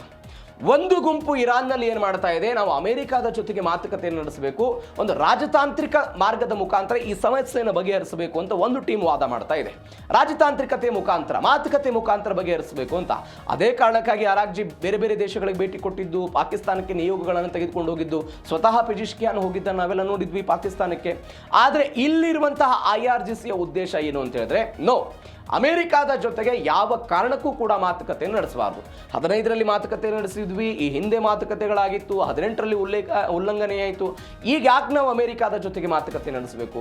ನಮ್ಮ ದೇಶದ ಸರ್ವೋಚ್ಚ ನಾಯಕ ಮೃತಪಟ್ಟಿದ್ದಾರೆ, ನಾವು ಅವರಿಗೆ ಅವರ ವಿರುದ್ಧ ಸೇಡನ್ನು ತೀರಿಸ್ಕೊಳ್ಬೇಕು ಅಂತ ಅವರು ಹೇಳ್ತಾ ಇದ್ದಾರೆ. ಈಗ ಖಮೇನಿ ಅಂತ್ಯಕ್ರಿಯೆ ಬೆನ್ನಲ್ಲೇ ಪ್ರತಿರೋಧದ ಧ್ವಜವನ್ನು ಈ ಕಮಾಂಡರ್ಗಳೆಲ್ಲ ಎತ್ತಿ ಹಿಡಿದಿದ್ದಾರೆ. ಹೀಗಾಗಿ ಇರಾನ್ ಪ್ರತೀಕಾರ ತೀರಿಸ್ಕೊಳ್ಳುತ್ತೋ ಅಥವಾ ಇರಾನ್ ಕೇವಲ ಮಧ್ಯಪ್ರಾಚ್ಯದ ಮೇಲೆ ಅಟ್ಯಾಕ್ ಮಾಡುವ ಮುಖಾಂತರ ಈ ಪ್ರತೀಕಾರವನ್ನು ಅಷ್ಟಕ್ಕೆ ಸೀಮಿತಗೊಳಿಸುತ್ತೋ? ಅಮೆರಿಕ ಮಾತ್ರ ಸುಮ್ಮನಿರಲ್ಲ. ಯಾಕಂದರೆ ಅಮೆರಿಕದ ಜೊತೆಗೆ 32 ದೇಶಗಳ ಒಂದು ನ್ಯಾಟೋ ಪಡೆ ಇದೆ. ಹೀಗಾಗಿ ಅವರು ಅದನ್ನು ಹೆಂಗೆ ಸ್ವೀಕಾರ ಮಾಡ್ತಾರೆ ಕಾದು ನೋಡೋಣ. ಇರಾನ್ನ ಸ್ಟ್ರಾಟಜಿ ಬಗ್ಗೆ ಮಾತನಾಡೋದು ಇದೆ 3ನೇ ಸ್ಟೋರಿಯಲ್ಲಿ. ಯಾಕೆ ಅಮೆರಿಕ ದಾಳಿ ಮಾಡಿದಾಗಲೂ ಕೂಡ ಅಮೆರಿಕದ ವಿರುದ್ಧ ಇರಾನ್ ನೇರವಾಗಿ ದಾಳಿ ಮಾಡದೆ ಮಧ್ಯಪ್ರಾಚ್ಯದ ಕುವೈತ್ ಆಗಿರ್ಬೋದು, ಬಹರೇನ್ ಆಗಿರ್ಬೋದು, ಸೌದಿ ಅರೇಬಿಯಾ ಆಗಿರ್ಬೋದು, UAEಯನ್ನು ಕೇಂದ್ರೀಕರಿಸಿಕೊಂಡು ಇರಾನ್ ಯಾಕೆ ದಾಳಿ ಮಾಡುತ್ತೆ? ನಮಗೆಲ್ಲ ಸಹಜವಾಗಿ ಒಂದು ಅನಿಸ್ಬಿಡುತ್ತೆ, ಏನಂತ, ಇಲ್ಲ ಅಮೆರಿಕದ ಸೇನಾ ನೆಲೆಗಳು ಎಲ್ಲ ದೇಶಗಳಲ್ಲಿದೆ, ಈ ಕಾರಣಕ್ಕಾಗಿ ಆ ಸೇನಾ ನೆಲೆಗಳನ್ನು ಉಡಿಸ್ ಮಾಡಬೇಕು ಅನ್ನೋ ಕಾರಣಕ್ಕಾಗಿ ಇವರು ಇಂಥದ್ದೊಂದು ದಾಳಿ ಮಾಡೋ ಪ್ರಯತ್ನವನ್ನು ಮಾಡ್ತಿದ್ದಾನೆ. ನಾವು ಸಾಮಾನ್ಯವಾಗೆಲ್ಲ ಆಲೋಚನೆ ಮಾಡಿಬಿಡ್ತೀವಿ. ಇದು ಒಂದು ಕಾರಣ ಹೌದು. ಅಮೆರಿಕ ಸೇನೆಗಳಿಗೆ ಮತ್ತು ಅಮೆರಿಕ ಸೇನಾ ನೆಲೆಗಳಿಗೆ ಧಕ್ಕೆ ಮಾಡಬೇಕು ಅನ್ನೋ ಕಾರಣಕ್ಕಾಗಿಯೂ ಒಂದು ದಾಳಿ ಮಾಡ್ತಾರೆ. ಎರಡನೇ ಕಾರಣ, ಅಮೆರಿಕದ ಸೈನಿಕರು ಕೂಡ ಸಾವಿರಾರು ಸಂಖ್ಯೆಯಲ್ಲಿ ಈ ಮಧ್ಯಪ್ರಾಚ್ಯದ ಬೇರೆ ಬೇರೆ ದೇಶಗಳಲ್ಲಿ ಇದ್ದಾರೆ. ಅವರನ್ನು ಕೇಂದ್ರೀಕರಿಸಿಕೊಂಡು ದಾಳಿಯಾಗುತ್ತೆ. ಇದರ ಜೊತೆಗೆ ಐತಿಹಾಸಿಕವಾಗಿಯೂ ಕೂಡ ಮಧ್ಯಪ್ರಾಚ್ಯ ವರ್ಸಸ್ ಇರಾನ್ ನಡುವೆ ಕೆಲವೊಂದಿಷ್ಟು ಭಿನ್ನಾಭಿಪ್ರಾಯಗಳಿದೆ.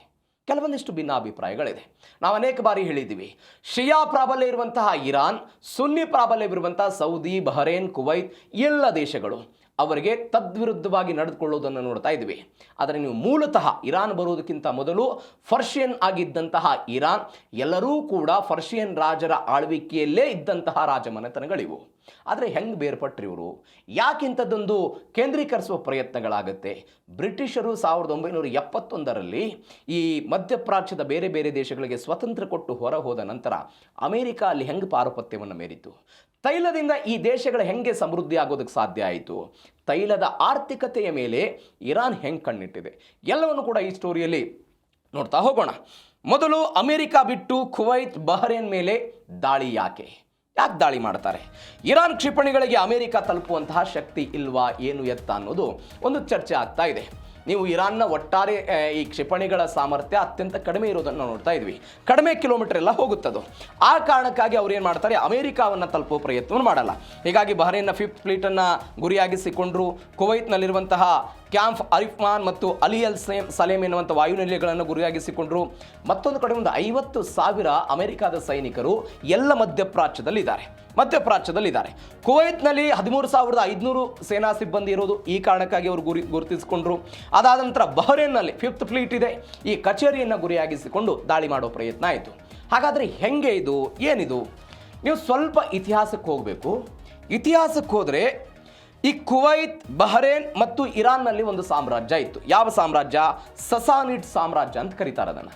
ಕುವೈತ್ ಆಗಿರ್ಬೋದು, ಬಹರೇನ್ ಆಗಿರ್ಬೋದು, ಇರಾನ್, ಇವರೆಲ್ಲರೂ ಕೂಡ ಪರ್ಷಿಯನ್ನ ರಾಜವಂಶಗಳ ನಿಯಂತ್ರಣದಲ್ಲಿದ್ದಂತಹ ದೇಶಗಳು ಅಥವಾ ಪ್ರಾಂತ್ಯಗಳು ಅಂತ ಅಂದ್ಕೊಳ್ಳಿ. ಈ ಪ್ರಾಂತ್ಯಗಳು ಅವರ ಆಡಳಿತದಲ್ಲಿತ್ತು.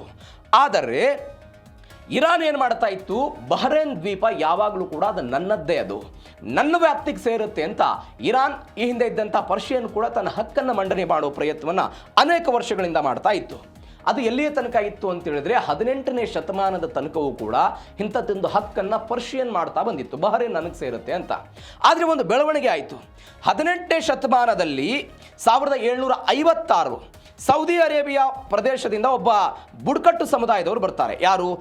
ಕುವೈತ್ನಲ್ಲಿ ಅಲ್ ಸಬಾಹ ಅನ್ನುವಂಥ ಒಂದು ರಾಜವಂಶಸ್ಥ ಸ್ಥಾಪನೆ ಆಗುತ್ತೆ. ಎಲ್ಲಿ? ಕುವೈತ್ನಲ್ಲಿ. ಈ ರಾಜವಂಶಸ್ಥರು ಏನು ಮಾಡಿಬಿಡ್ತಾರೆ ಅಂತ ಹೇಳಿದ್ರೆ, ನೇರವಾಗಿ ಇರಾನ್ ಪ್ರಭಾವದಿಂದ ನಾವು ದೂರ ಇರ್ತೀವಿ, ಸ್ವತಂತ್ರವಾಗಿ ರಾಜಮನೆತನವನ್ನು ನಡೆಸ್ತೀವಿ ಅಂತ ಕುವೈತ್ನಲ್ಲಿ ಹೇಳಿದರು. ಇದು ಒಂದು ಬೆಳವಣಿಗೆ. ಎರಡನೇ ಬೆಳವಣಿಗೆ ಬಹರೇನ್ನಲ್ಲಿ ಬೆಳವಣಿಗೆ ಆಗುತ್ತೆ.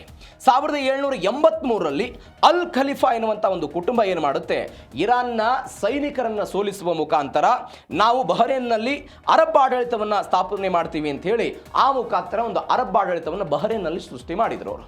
ಅಲ್ಲಿಂದ ಏನು ಶುರುವಾಯಿತು, ಇರಾನ್, ಬಹರೇನ್ ಮತ್ತು ಕುವೈತ್ನ ನಡುವೆ ಎಲ್ಲ ದ್ವೇಷ ಹುಟ್ಟುಕೊಳ್ಳೋದಕ್ಕೆ ಶುರುವಾಯಿತು. ಎಲ್ಲಿಯ ತನಕ? 18ನೇ ಶತಮಾನದಿಂದ 1700ರ ಇಸ್ವಿಯ ತನಕ ಇದೆಲ್ಲ ಬೆಳವಣಿಗೆ ಆಯಿತು. ಈ ಬೆಳವಣಿಗೆ ಆದ ನಂತರ 18ನೇ ಶತಮಾನದಲ್ಲಿ ಬ್ರಿಟಿಷ್ ಏನು ಮಾಡಿಬಿಡ್ತಾರೆ, ಈ ಗಲ್ಫ್ ದೇಶಗಳಿಗೆ ಬರ್ತಾರೆ. ಈಗ ಹೆಂಗೆ ಭಾರತಕ್ಕೆ ಬಂದು ತಮ್ಮ ಆಡಳಿತವನ್ನೆಲ್ಲ ನಡೆಸಿದ್ರಲ್ಲ, ಹಾಗೆ ಬ್ರಿಟಿಷರು ಗಲ್ಫ್ ರಾಷ್ಟ್ರಗಳಿಗೆ ಬಂದು ತಮ್ಮ ಅಧಿಕಾರ ಚಲಾವಣೆ ಮಾಡೋದಕ್ಕೆ ಶುರು ಮಾಡಿದರು. ಯಾವಾಗ ಬ್ರಿಟಿಷರು ಗಲ್ಫ್ ರಾಷ್ಟ್ರಗಳಿಗೆ ಬಂದರು, ಅವರು ಯಾವ ಇರಾನ್ ಈ ಗಲ್ಫ್ ರಾಷ್ಟ್ರಗಳ ಮೇಲೆ ಅಟ್ಯಾಕ್ ಮಾಡ್ತಾ ಇತ್ತಲ್ಲ, ನಾವು ನಿಮಗೆ ಸೇನಾ ಭದ್ರತೆ ಕೊಡ್ತೀವಿ, ನಿಮ್ಮ ಮೇಲೆ ಇರಾನ್ ಮಾಡುವಂತಹ ದಾಳಿಗೆ ನಾವು ನಿಮಗೆ ಭದ್ರತೆ ಕೊಡ್ತೀವಿ ಅಂತ ಯಾರು ಹೇಳಿದರು? ಈ ಬ್ರಿಟಿಷರು ಹೇಳಿದರು.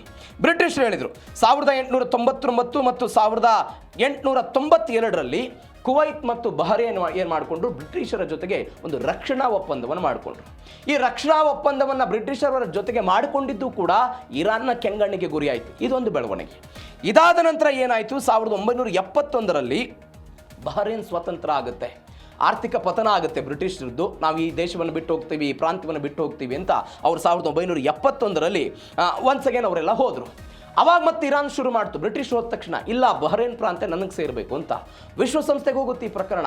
ವಿಶ್ವಸಂಸ್ಥೆಯಲ್ಲಿ ಚರ್ಚೆ ಆಯಿತು. ಬಹರೇನ್ನ ಅವತ್ತಿನ ರಾಜವಂಶಸ್ಥರು ಹೇಳ್ತಾರೆ, ನಾವು ಇರಾನ್ ಜೊತೆಗೆ ಯಾವತ್ತೂ ಕೂಡ ಸೇರಲ್ಲ, ನಾವು ಸ್ವತಂತ್ರವಾಗಿ ಬದುಕ್ತೀವಿ ಅಂತ. ಸ್ವತಂತ್ರವಾಗಿ ಅವತ್ತು ಬದುಕೋದಕ್ಕೆ ಶುರುವಾಯಿತು.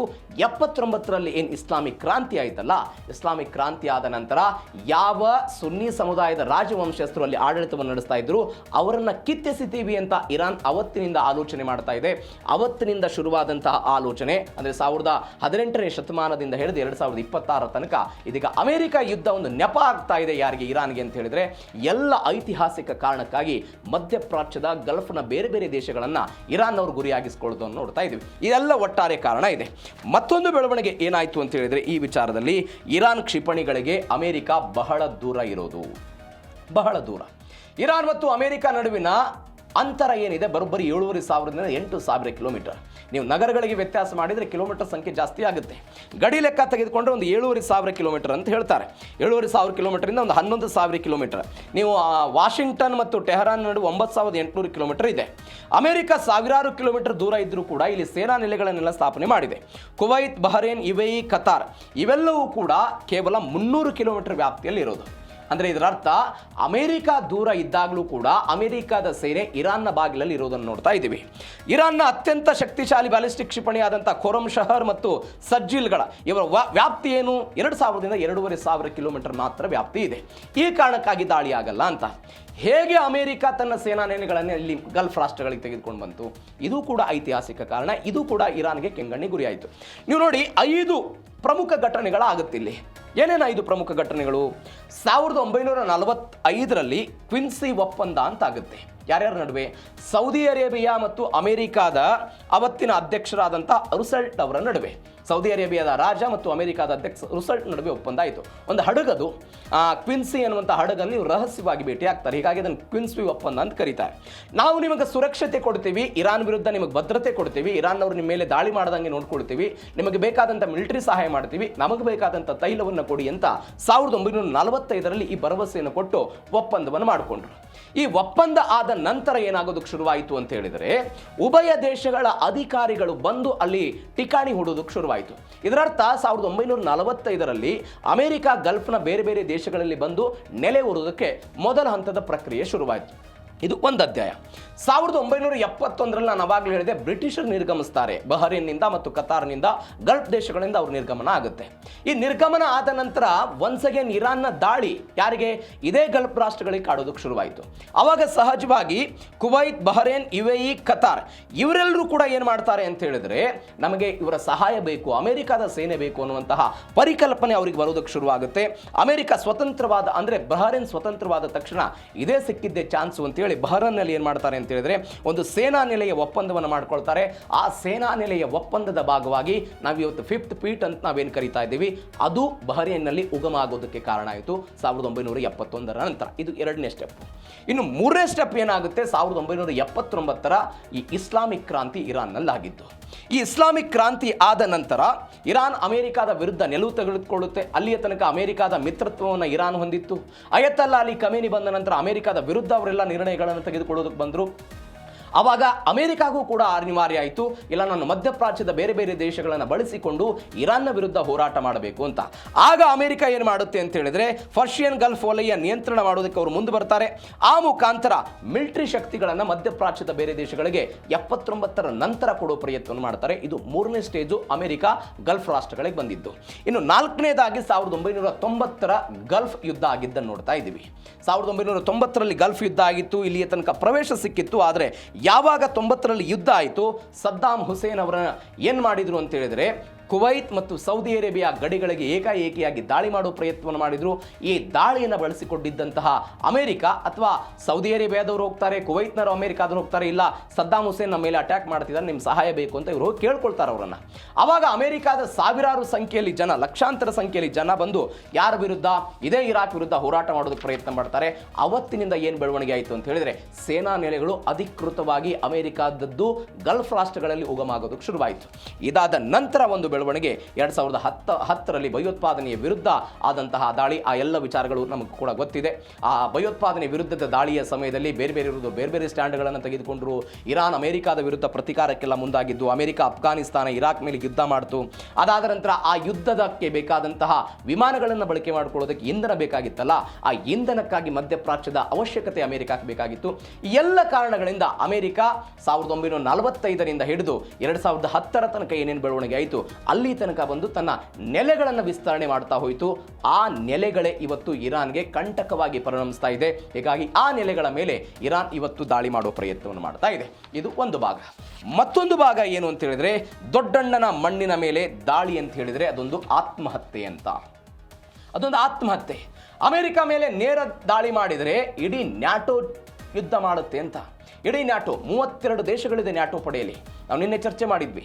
ನ್ಯಾಟೋ ಶೃಂಗಸಭೆಯ ಒಟ್ಟಾರೆ ಉದ್ದೇಶನೇ ಇರಾನ್ ಇವತ್ತು ಏನು ತಲ್ಲಣವನ್ನು ಸೃಷ್ಟಿ ಮಾಡ್ತಾ ಇದೆ, ಈ ಹಾರ್ಮುಜ್ ಜಲಸಂಧಿಯಲ್ಲಿ ಸಂದಿಗ್ಧತೆಯನ್ನು ಸೃಷ್ಟಿ ಮಾಡ್ತಾ ಇದೆ, ಅದ್ರ ವಿರುದ್ಧ ಹೋರಾಟ ಮಾಡಬೇಕು ಅಂತ. ಅಮೆರಿಕಾದ ಮೇಲೆ ನೇರ ದಾಳಿ ಮಾಡಿದರೆ ಅದು ನ್ಯಾಟೋ ಜೊತೆಗಿನ ಯುದ್ಧ ಅಂತ ಪರಿಕಲ್ಪನೆ ಆಗುತ್ತೆ. ನಾರ್ತ್ ಅಟ್ಲಾಂಟಿಕ್ ಟ್ರೀಟಿ ಆರ್ಗನೈಸೇಷನ್ ಅಂತ ಕರಿತೀವಿ ಅದನ್ನು. ಮಧ್ಯಪ್ರಾಚ್ಯದ ಮೇಲೆ ದಾಳಿ ಮಾಡೋದಕ್ಕೆ ಇವರೆಲ್ಲೂ ಕೂಡ ಸಹಾಯ ಆಗಬಹುದು. ನಾನು ನಿನ್ನೆ ಅದ್ರ ಬಗ್ಗೆ ಹೇಳಿದೆ. ಆರ್ಟಿಕಲ್ 5 ಹೇಳುತ್ತೆ ನಮ್ಮ ಮೇಲೆ ಏನಾದರೂ ದಾಳಿ ಆದರೆ, ಯಾವುದಾದ್ರೂ ಒಂದು ದೇಶದ ಮೇಲೆ ದಾಳಿ ಆದರೆ ಎಲ್ಲರೂ ಬರಬೇಕು ಅಂತ ಅದೆಲ್ಲ ಹೇಳುತ್ತೆ ಅಂತ. ಯಾರ್ಯಾರು ಇದ್ದಾರೆ? ಅಮೆರಿಕಾ ಇದೆ, ಯುನೈಟೆಡ್ ಕಿಂಗ್ಡಮ್ ಇದೆ, ಫ್ರಾನ್ಸ್ ಇದೆ, ಜರ್ಮನಿ ಇದೆ. ಒಟ್ಟಾರೆ 32 ಶಕ್ತಿಶಾಲಿ ದೇಶಗಳಿದೆ. ಒಂದು ವೇಳೆ ಇರಾನ್ ಅಕಸ್ಮಾತ್ ಅಮೆರಿಕಾದ ಮೇಲೆ ನೇರವಾದಂಥ ಯುದ್ಧವನ್ನು ಮಾಡಿಬಿಟ್ರೆ ಎಲ್ಲ ದೇಶಗಳು ಕೂಡ ಸಹಾಯಕ್ಕೆ ಬರ್ಬೋದು ಅಂತ. ಈಗ ರಷ್ಯಾ ಉಕ್ರೇನ್ ಮೇಲೆ ದಾಳಿ ಮಾಡಿದಾಗ ಉಕ್ರೇನ್ನ ಸಹಾಯಕ್ಕೆ ಯಾರ್ಯಾರು ನಿಂತರು? ಎಲ್ಲ ಯುರೋಪಿಯನ್ ಯೂನಿಯನ್ ದೇಶಗಳು ಬಂದು ನಿಂತಿದ್ದನ್ನು ನೋಡಿದ್ದೀವಿ. ಅಮೆರಿಕಾದವರು ಸಹಾಯ ಮಾಡಿದ್ದನ್ನು ನೋಡ್ತಾ ಇದ್ದೀವಿ. ಒಂದು ಸಣ್ಣ ರಾಷ್ಟ್ರವಾದರೂ ಕೂಡ, ಅಂದರೆ ಸೋವಿಯತ್ ರಷ್ಯಾ ಒಕ್ಕೂಟದ ಭಾಗವಾಗಿದ್ದಂಥ ಉಕ್ರೇನ್ ಸಪ್ರೇಟ್ ಆಗಿತ್ತು. ಇವತ್ತು ಅವರವರ ನಡುವೆ ಗಲಾಟೆಗಳಾಗ್ತಾ ಇದೆ. ಬಟ್ ಈ ನ್ಯಾಟೋ ಸ್ಟ್ಯಾಂಡ್ ಏನಾಯಿತು? ಉಕ್ರೇನ್ನ ಪರವಾಗಿದ್ದನ್ನು ನೋಡ್ತಾ ಇದ್ವಿ. ಒನ್ಸ್ ಅಗೇನ್ ಅದೇ ರೀತಿಯಾಗಿ ನ್ಯಾಟೋದ ಸದಸ್ಯ ದೇಶವಾಗಿರುವಂಥ ಅಮೆರಿಕಾದ ಪರವಾಗಿ ನ್ಯಾಟೋ ಸದಸ್ಯ ದೇಶಗಳು ಬಂದರೆ ಇರಾನ್ನ ಕತೆ ಏನಾಗಬಹುದು ಎನ್ನುವಂಥ ಆತಂಕ ಅವ್ರ ಮೇಲಿದೆ. ಈ ಕಾರಣಕ್ಕಾಗಿ ಅವರು ಹೋಗ್ತಾ ಇರೋದನ್ನು ನೋಡ್ತಾ ಇದ್ದೀವಿ. ಆದರೆ ನೀವು ಕುವೈತ್, ಬಹರೇನ್ ಇಲ್ಲೆಲ್ಲ ಅಮೆರಿಕ ಸೇನಾ ನೆಲೆಗಳಿದ್ರೂ ಕೂಡ ನ್ಯಾಟೋದ ಸದಸ್ಯ ದೇಶಗಳಲ್ಲವು. ನ್ಯಾಟೋ ಏತರ ಮಿತ್ರ ರಾಷ್ಟ್ರಗಳು ಅಂತ ಕರೀತಾರೆ ಅದನ್ನು ಅಮೆರಿಕಕ್ಕೆ. ನ್ಯಾಟೋ ಏತರ ಮಿತ್ರ ರಾಷ್ಟ್ರಗಳು ಅಂತ ಕುವೈತ್, ಬಹರೇನ್, ಸೌದಿ ಅರೇಬಿಯಾ ಇವೆಲ್ಲವನ್ನು ಕರೀತಾ ಇದ್ದಾರೆ.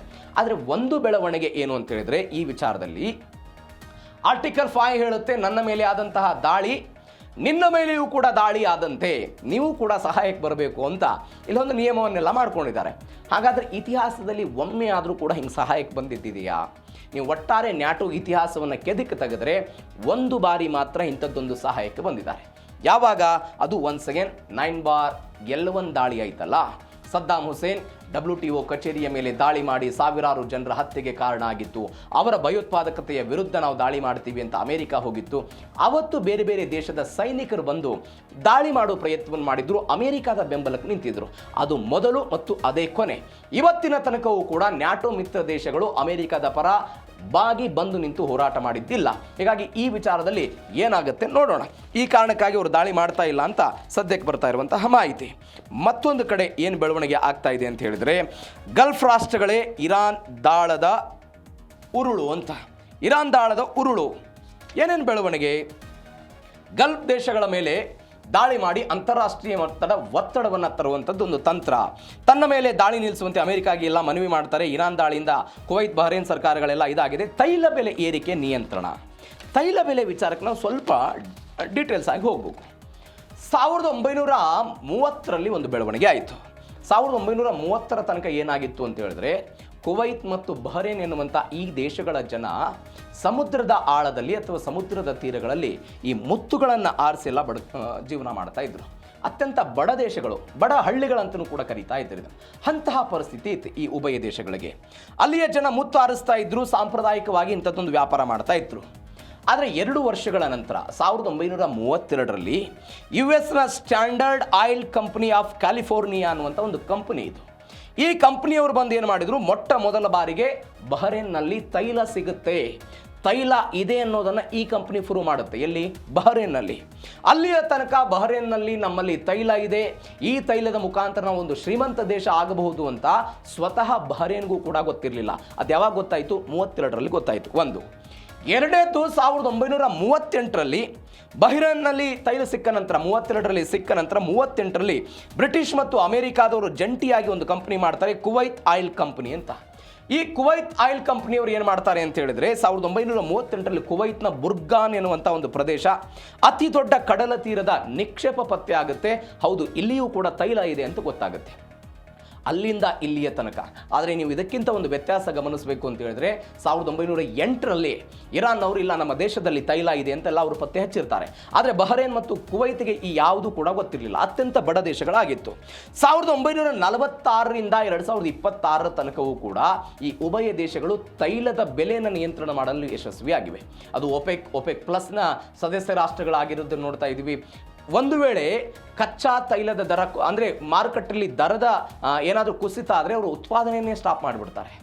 ಒಂದು ವೇಳೆ ಬೇಡಿಕೆ ವಿಪರೀತ ಇದೆ ಅಂತ ಹೇಳಿದಾಗ ಉತ್ಪಾದನೆ ಕುಸಿತ ಆಗುತ್ತೆ, ತೈಲ ಬೆಲೆ ಏರಿಕೆ ಆಗುತ್ತೆ. ಅದನ್ನು ಆರ್ಥಿಕವಾಗಿ ತೆಗೆದುಕೊಂಡು ಬರುವ ಪ್ರಯತ್ನವನ್ನು ಮಾಡ್ತಾ ಇದ್ದಾರೆ. 1946ರಿಂದ ಇದೆಲ್ಲವೂ ಕೂಡ ಆಯಿತು. ಇದೀಗ ಒಂದು 40% ತೈಲ ಈ ಉಭಯ ದೇಶಗಳಿಂದ ಹೋಗ್ತಾ ಇದೆ. ಹೀಗಾಗಿ ಇವರು ಏನು ಮಾಡ್ತಾ ಇದ್ದಾರೆ ಅಂತ ಹೇಳಿದ್ರೆ ಒಂದು ಒತ್ತಡವನ್ನು ಹೇರಬಹುದು. ಯಾರ ಮೇಲೆ ಒತ್ತಡ ಹೇರಬಹುದು? ಮಧ್ಯಪ್ರಾಚ್ಯಗಳ ಮೇಲೆ ಅಟ್ಯಾಕ್ ಮಾಡಿದರೆ ಅವರು ತೈಲ ಬೆಲೆಯನ್ನು ನಿಯಂತ್ರಣ ಮಾಡ್ತಾರೆ. ಆ ಮುಖಾಂತರ ಅವರು ಅಮೆರಿಕಕ್ಕೆ ಒತ್ತಡ ಹೇರಬಹುದು. ಅಮೆರಿಕದ ಒತ್ತಡದ ಕಾರಣಕ್ಕಾಗಿ ನಮ್ಮ ಮೇಲೆಯ ದಾಳಿ ಕುಸಿತ ಆಗಬಹುದು ಅಂತ ಯಾರು ಭಾವಿಸ್ತಾ ಇರೋದು? ಇರಾನ್ ಅವರು ಭಾವಿಸ್ತಾ ಇದ್ದಾರೆ. ಮತ್ತೊಂದು ಶಿಯಾ ವರ್ಸಸ್ ಸುನ್ನಿ ದಶಕಗಳ ಸೇಡಿನ ಆಟ. ಇದಕ್ಕೂ ಒಂದು ಐತಿಹಾಸಿಕ ಕಾರಣಗಳಿದೆ. ಬೇರೆ ಬೇರೆ ಕಾರಣಗಳಿದೆ. ಇದಕ್ಕೆ ಕೇವಲ ರಾಜಕೀಯ ಅಲ್ಲ, ಒಂದು ಪ್ರಾದೇಶಿಕ ಪ್ರಾಬಲ್ಯದ ಪೈಪೋಟಿ ಇದೆ. ಶಿಯಾ ಬಹುಸಂಖ್ಯಾತ ಇರಾನ್, ಸುನ್ನಿ ಆಡಳಿತದ ಗಲ್ಫ್ ರಾಷ್ಟ್ರಗಳ ನಡುವೆ ಇಂಥದ್ದೊಂದು ಬೆಳವಣಿಗೆ 1400 ವರ್ಷಗಳ ಹಿಂದೆ ಒಂದು ಬೆಳವಣಿಗೆ ಆಗುತ್ತೆ. ಹಳೆಯ ಧಾರ್ಮಿಕ ಮತ್ತು ರಾಜಕೀಯ ವಿಭಜನೆ ಅನ್ನೋದು ಎಲ್ಲಿ ಆಗುತ್ತೆ ಅಂತ ಹೇಳಿದ್ರೆ ಈ ಪರ್ಷಿಯನ್ ಕೊಲ್ಲಿಯ ವ್ಯಾಪ್ತಿ ಇಲ್ಲ ಆಗುತ್ತೆ 1400 ವರ್ಷಗಳ ಹಿಂದೆ. ಸುನ್ನಿ ಸಮುದಾಯ ಹೇಳುತ್ತದು, ಸುನ್ನಿ ಸಮುದಾಯದ ಬೇಡಿಕೆ ಏನಾಗಿತ್ತು ಈ ಹಿಂದೆ ಅಂತ ಹೇಳಿದ್ರೆ ಈ ಸಮುದಾಯದ ನಾಯಕತ್ವವನ್ನು ಪ್ರವಾದಿಯವರ ಆಪ್ತರು ಮತ್ತು ಸಮುದಾಯದ ಒಮ್ಮತದ ಮುಖಾಂತರ ಆಯ್ಕೆ ಮಾಡಬೇಕು ಅಂತ ಸುನ್ನಿ ಸಮುದಾಯದ ಪ್ರತಿಪಾದನೆ. ಆದರೆ ಶಿಯಾದವರು ಹೇಳಿದರು ನಾಯಕರು ಯಾರಾಗಬೇಕು, ಅದು ಪ್ರವಾದಿಗಳ ರಕ್ತ ಸಂಬಂಧಿಗಳು ಮಾತ್ರ ಸಲ್ಲಬೇಕು, ನಾಯಕತ್ವ ಅನ್ನೋದು ಅವರಿಗೆ ಸಲ್ಲಿಕೆ ಆಗಬೇಕು ಅಂತ. ಅಲ್ಲಿಂದ ಒಂದು ಡಿಫರೆನ್ಸ್ ಶುರುವಾಯಿತು ಇಬ್ಬರ ನಡುವೆ, ಎಲ್ಲಿ ಇರಾಕ್ ಮತ್ತು ಮಧ್ಯಪ್ರಾಚ್ಯದ ಬೇರೆ ಬೇರೆ ದೇಶಗಳಲ್ಲಿ. ಕ್ರಿಸ್ತಶಕ 680ರಲ್ಲಿ ಒಂದು ಕರ್ಬಲಾ ಅನ್ನುವಂಥ ಒಂದು ಯುದ್ಧ ಆಗುತ್ತೆ. ಈ ಕರ್ಬಲಾ ಯುದ್ಧದಲ್ಲಿ ಶಿಯಾ ಸಮುದಾಯದ ಹಜರತ್ ಇಮಾಮ್ ಹುಸೇನ್ ಅನ್ನುವಂಥವರ ಒಬ್ಬ ಸಮುದಾಯದ ನಾಯಕನ ಹತ್ಯೆ ಆಗುತ್ತೆ. ಇಲ್ಲಿಯ ತನಕ ಕೇವಲ ಡಿಫ್ರೆನ್ಸಸ್ ಇದ್ದಿದ್ದು, ಈ ವ್ಯಕ್ತಿಯ ಹತ್ಯೆ ಆದ ನಂತರ ಈ ಡಿಫ್ರೆನ್ಸ್ ದೊಡ್ಡ ಮಟ್ಟದ ತಾರಕಕ್ಕೇರಿದ್ದನ್ನು ನೋಡಿದ್ವಿ. ಅದಾದ ನಂತರ ಬಹರೇನ್ನಲ್ಲಿ ಒಂದು ವಿಶಿಷ್ಟ ಬೆಳವಣಿಗೆ. 60ರಿಂದ 70% ಜನಸಂಖ್ಯೆ ಶಿಯಾ ಪಂಗಡದವರು ಇದ್ದಾರೆ. ನೀವು ಗಮನಿಸಬೇಕಾದ ಸಂಗತಿ, ನಾವು ಶಿಯಾದವರು ಇರಾನ್ನಲ್ಲಿ ಜಾಸ್ತಿ ಇದ್ದಾರೆ ಅಂತ ನಾವೆಲ್ಲ ಹೇಳ್ತಾ ಇದ್ದೀವಿ. ಬಹರೇನ್ನ ಒಟ್ಟಾರೆ ಜನಸಂಖ್ಯೆ ಒಂದು 60ರಿಂದ 70% ಈ ಸಮುದಾಯದ ಜನ ಇದ್ದಾರೆ. ಆದರೆ ಅಲ್ ಖಲೀಫಾ ರಾಜಮನೆತನ ಅನ್ನುವಂಥದ್ದು ಒಂದು ಸುನ್ನಿ ಮುಸ್ಲಿಂ ಸಮುದಾಯ. ಅದು ಅಲ್ ಖಲೀಫಾ ಅವರು ಬಹರೇನನ್ನು ಆಡಳಿತಾ ಇದ್ದಾರೆ. ಆಡಳಿತ ಸುನ್ನಿ ಮುಸಲ್ಮಾನರು, ಜನಸಂಖ್ಯೆ ಶಿಯಾದವರು ಜಾಸ್ತಿ ಇರೋದು. ಇದನ್ನ ಇರಾನ್ ಹೆಂಗ್ ಬಳಕೆ ಮಾಡ್ಕೊಳ್ತಾ ಇದೆ ಅಂತ ಹೇಳಿದ್ರೆ ಅಲ್ಲಿಯ ಶಿಯಾ ಸಮುದಾಯದವರನ್ನು ಬಳಕೆ ಮಾಡಿಕೊಂಡು ರಾಜಪ್ರಭುತ್ವದ ವಿರುದ್ಧ ಹೋರಾಟ ಮಾಡಬೇಕು ಅಂತ. ಈ ಕಾರಣಕ್ಕಾಗಿ ಬಹರೇನನ್ನು ಮಾಡ್ತಾ ಇರೋದು. ಮತ್ತೊಂದು ಕಡೆ ಶಿಯಾದವರು 30% ಕುವೈತ್ನಲ್ಲಿದ್ದಾರೆ, 30% ಕುವೈತ್ನಲ್ಲಿದ್ದಾರೆ. ಅಲ್ಲಿ ಸುನ್ನಿ ಸಮುದಾಯದ ರಾಜವಂಶಸ್ಥರಲ್ಲೂ ಕೂಡ ಇರೋದು. ಇವರನ್ನ ಅಲ್ಲಿ ಇರುವಂಥ ಶಿಯಾದವರನ್ನು ಬಳಕೆ ಮಾಡ್ಕೊಳ್ಬೇಕು ಅನ್ನೋದು ಇರಾನ್ನ ವಾದ.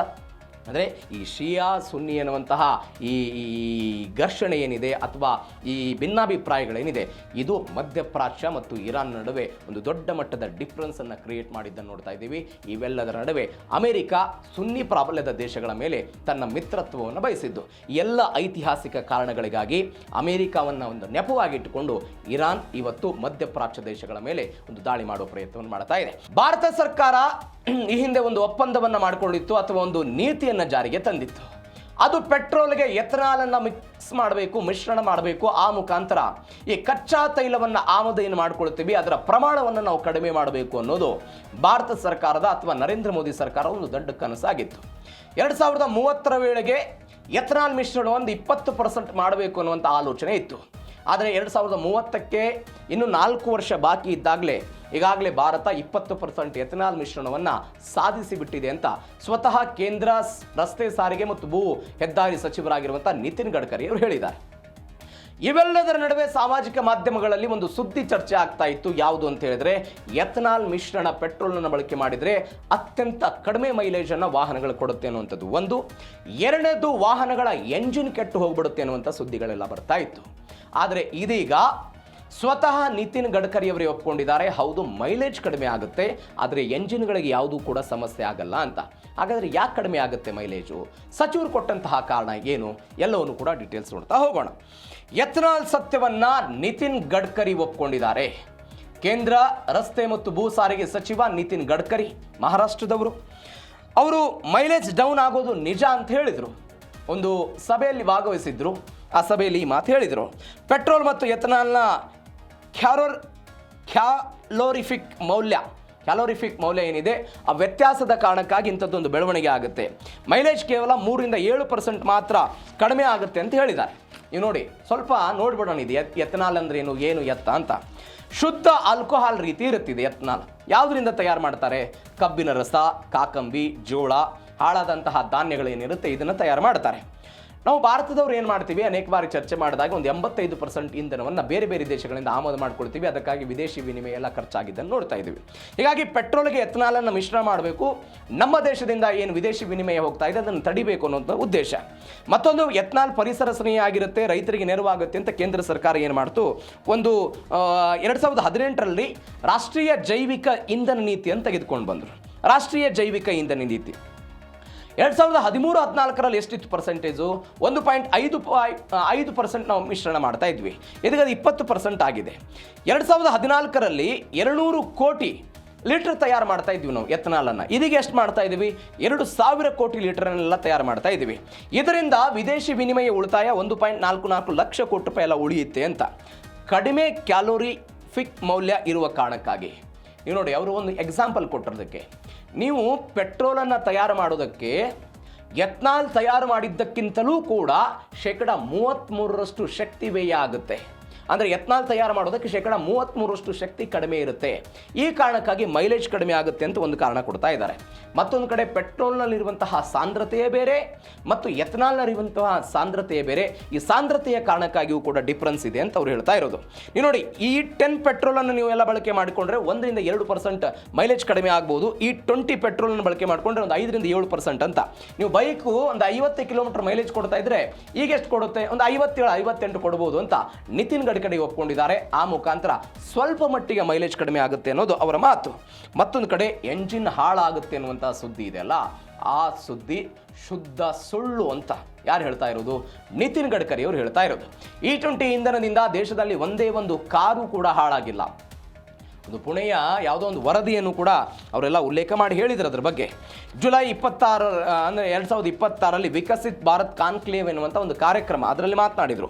ಪುಣೆಯ automated research associates of India ಇವರು ಪ್ರಯೋಗಾಲಯದಲ್ಲಿ ಲಕ್ಷಾಂತರ ಕಿಲೋಮೀಟರ್ ತೀವ್ರ ಪರೀಕ್ಷೆ ಮತ್ತು ವಾಹನವನ್ನೆಲ್ಲ ನಾವು ತಯಾರು ಮಾಡಿದ್ದೀವಿ.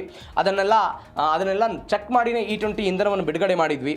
ಮತ್ತು ನಿತಿನ್ ಗಡ್ಕರಿ ಹೇಳ್ತಿದ್ದಾರೆ, ಬಹಿರಂಗವಾಗಿ ಆಹ್ವಾನ ಕೊಟ್ಟರು ಅವರು, ಯಾವುದಾದ್ರೂ ಎಂಜಿನ್ಗಳಿಗೆ ಏನಾದರೂ ತೊಂದರೆ ಆಗಿದ್ರೆ ನೀವು ಡೀಲರ್ಗೆ ದೂರು ಕೊಡಿ, ಡೀಲರ್ಗೆ ದೂರು ಕೊಟ್ಟಿದ್ದನ್ನು ನನಗೂ ಒಂದು ಕಾಫಿ ಕಳಿಸ್ಕೊಡಿ, ಅದರ ಒಂದು ಪ್ರತಿಯನ್ನೆಲ್ಲ ಕಳಿಸ್ಕೊಡಿ ಅಂತೆಲ್ಲ ಹೇಳಿದರು.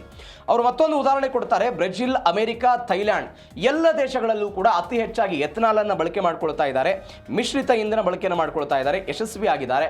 ಆದರೆ ಯಾವುದೇ ವಾಹನಕ್ಕೂ ಕೂಡ ಇಲ್ಲಿಯ ತನಕ ಅಲ್ಲಿ ಹಾನಿಯಾಗಿಲ್ಲ ಅಂತ ಅವ್ರು ಹೇಳ್ತಾ ಇರೋದು. ಮತ್ತೊಂದು ಕಡೆ ಈ ಒಂದು ಪ್ರಖ್ಯಾತ ಕಾರು ಕಂಪನಿ, ಒಂದು ಖಾಸಗಿ ಕಾರು ಕಂಪನಿ ಏನು ಮಾಡ್ತು, 2025-26ರಲ್ಲಿ 2.84 ಕೋಟಿ ಅಂದರೆ 2,84 ಲಕ್ಷ ಕಾರುಗಳನ್ನು ಸರ್ವಿಸ್ ಮಾಡಿದಾರಂತವ್ರು ಒಂದು ವರ್ಷದಲ್ಲಿ. ಆ ಸರ್ವಿಸ್ ಮಾಡಿರುವಂತಹ ಕಾರುಗಳಲ್ಲಿ ಒಂದೇ ಒಂದು ಕಾರಿಗೂ ಕೂಡ ಎಥನಾಲ್ ಮಿಶ್ರಣದ ಕಾರಣಕ್ಕಾಗಿ ಎಂಜಿನ್ ಫೇನ್ ಆಗಿಲ್ಲ ಅಥವಾ ಯಾವುದೇ ಸಮಸ್ಯೆಗಳು ಬಂದಿಲ್ಲ ಅಂತ ಅವ್ರು ಹೇಳ್ತಾ ಇರುವಂತಹ ವಿಚಾರ. ಮತ್ತೊಂದು ಬೇರೆ ಬೇರೆ ರಬ್ಬರ್ನ ವಿಚಾರದಲ್ಲಿ ಏನೋ ತೊಂದರೆ ಆಗಿದೆ ಅಂತ ಹೇಳ್ತಾರೆ. ಆ ವಿಚಾರಕ್ಕೆ ನಾನು ಡೀಟೇಲ್ಸಿಗೆ ಬರ್ತೀನಿ. ನೆಕ್ಸ್ಟು ಮತ್ತೊಂದು, ಇಂಧನ ಆಮದಿಗೆ ಎಂಡ್ ಕಾರ್ಡ್ ರೈತರಿಗೆ ಬಂಪರ್ ಸಿಗ್ತಾ ಇರೋದು, ರೈತರಿಗೆ ಸಹಾಯ ಆಗುತ್ತೆ. ಇನ್ನು ಉದಾಹರಣೆಗೆ ಬೆಳಗಾವಿ ಮತ್ತು ಬಾಗಲಕೋಟೆ, ಬಿಜಾಪುರ ಈ ಕಡೆ ಸ್ವಲ್ಪ ಹೋದರೆ ಕಬ್ಬು ಎಲ್ಲ ಜಾಸ್ತಿ ಬೆಳೀತಾರೆ. ನಾವು ಬೆಳಗಾವಿಯಲ್ಲಿ ಪ್ರತಿಭಟನೆ ಆಗಿದ್ದನ್ನು ನೋಡಿದ್ವಿ, ಕಬ್ಬು ಬೆಳೆಗಾರರಿಗೆ ಪಾವತಿ ಮಾಡಿಲ್ಲ ಅಂತ. ಇದೀಗ ಎಥನಾಲ್ನಿಂದ ಅವರಿಗೆಲ್ಲ ಜಾಸ್ತಿ ದುಡ್ಡು ಸಿಗುತ್ತೆ. 2 ಲಕ್ಷ ಕೋಟಿ ರೂಪಾಯಿ ಇಂಧನಕ್ಕಾಗಿ ನಾವೆಲ್ಲ ಖರ್ಚು ಮಾಡ್ತಾ ಇದ್ವಿ, ಅದೆಲ್ಲ ಉಳಿಯುತ್ತೆ ಅಂತ. ಮತ್ತೊಂದು ಕಡೆ ಎಥನಾಲನ್ನು ಕೃಷಿ ಆಧಾರಿತ ಇಂಧನ, ಇದು ಕೃಷಿ ಉತ್ಪನ್ನಗಳಿಂದ ನಾನು ಆವಾಗಲೇ ಹೇಳಿದೆ, ಕಬ್ಬು, ಹಾಳಾದಂಥ ಧಾನ್ಯಗಳು ಇದರಿಂದೆಲ್ಲ ತಯಾರು ಮಾಡ್ತಾರೆ. ಮೆಥನಾಲ್ ಬಳಕೆ ಮಾಡೋದು, ಕಲ್ಲಿದ್ದಲು ಮತ್ತು ತ್ಯಾಜ್ಯ ಆಧಾರಿತವಾಗಿ ಇದನ್ನೆಲ್ಲ ಬಳಕೆ ಮಾಡ್ತಾರೆ. ಉತ್ಪಾದನಾ ವೆಚ್ಚ ಒಂದು ಲೀಟ್ರಿಗೆ ಎಷ್ಟು ಹೋಗುತ್ತೆ? ಒಂದು 40-50 ರೂಪಾಯಿ ಹೋಗುತ್ತೆ ಅಂತ ಸಚಿವರು ಹೇಳ್ತಾ ಇರೋದು. 40-50 ರೂಪಾಯಿ ಹೋಗುತ್ತೆ. ಬಟ್ ನೀವು ಕಚ್ಚಾ ತೈಲಕ್ಕೆ ಕಂಪೇರ್ ಮಾಡಿದರೆ ನಾವು ಇವತ್ತು 40-50 ರೂಪಾಯಿ ನಾವು ಖರೀದಿ ಮಾಡೋದಕ್ಕೂ ಕೂಡ ಸಾಧ್ಯವಿಲ್ಲದಂಥ ಪರಿಸ್ಥಿತಿ ಇದೆ. 2-3 ಲಕ್ಷ ಕೋಟಿ ರೂಪಾಯಿ ವಿದೇಶಿ ವಿನಿಮಯ ಉಳಿತಾಯ ಆಗುತ್ತೆ.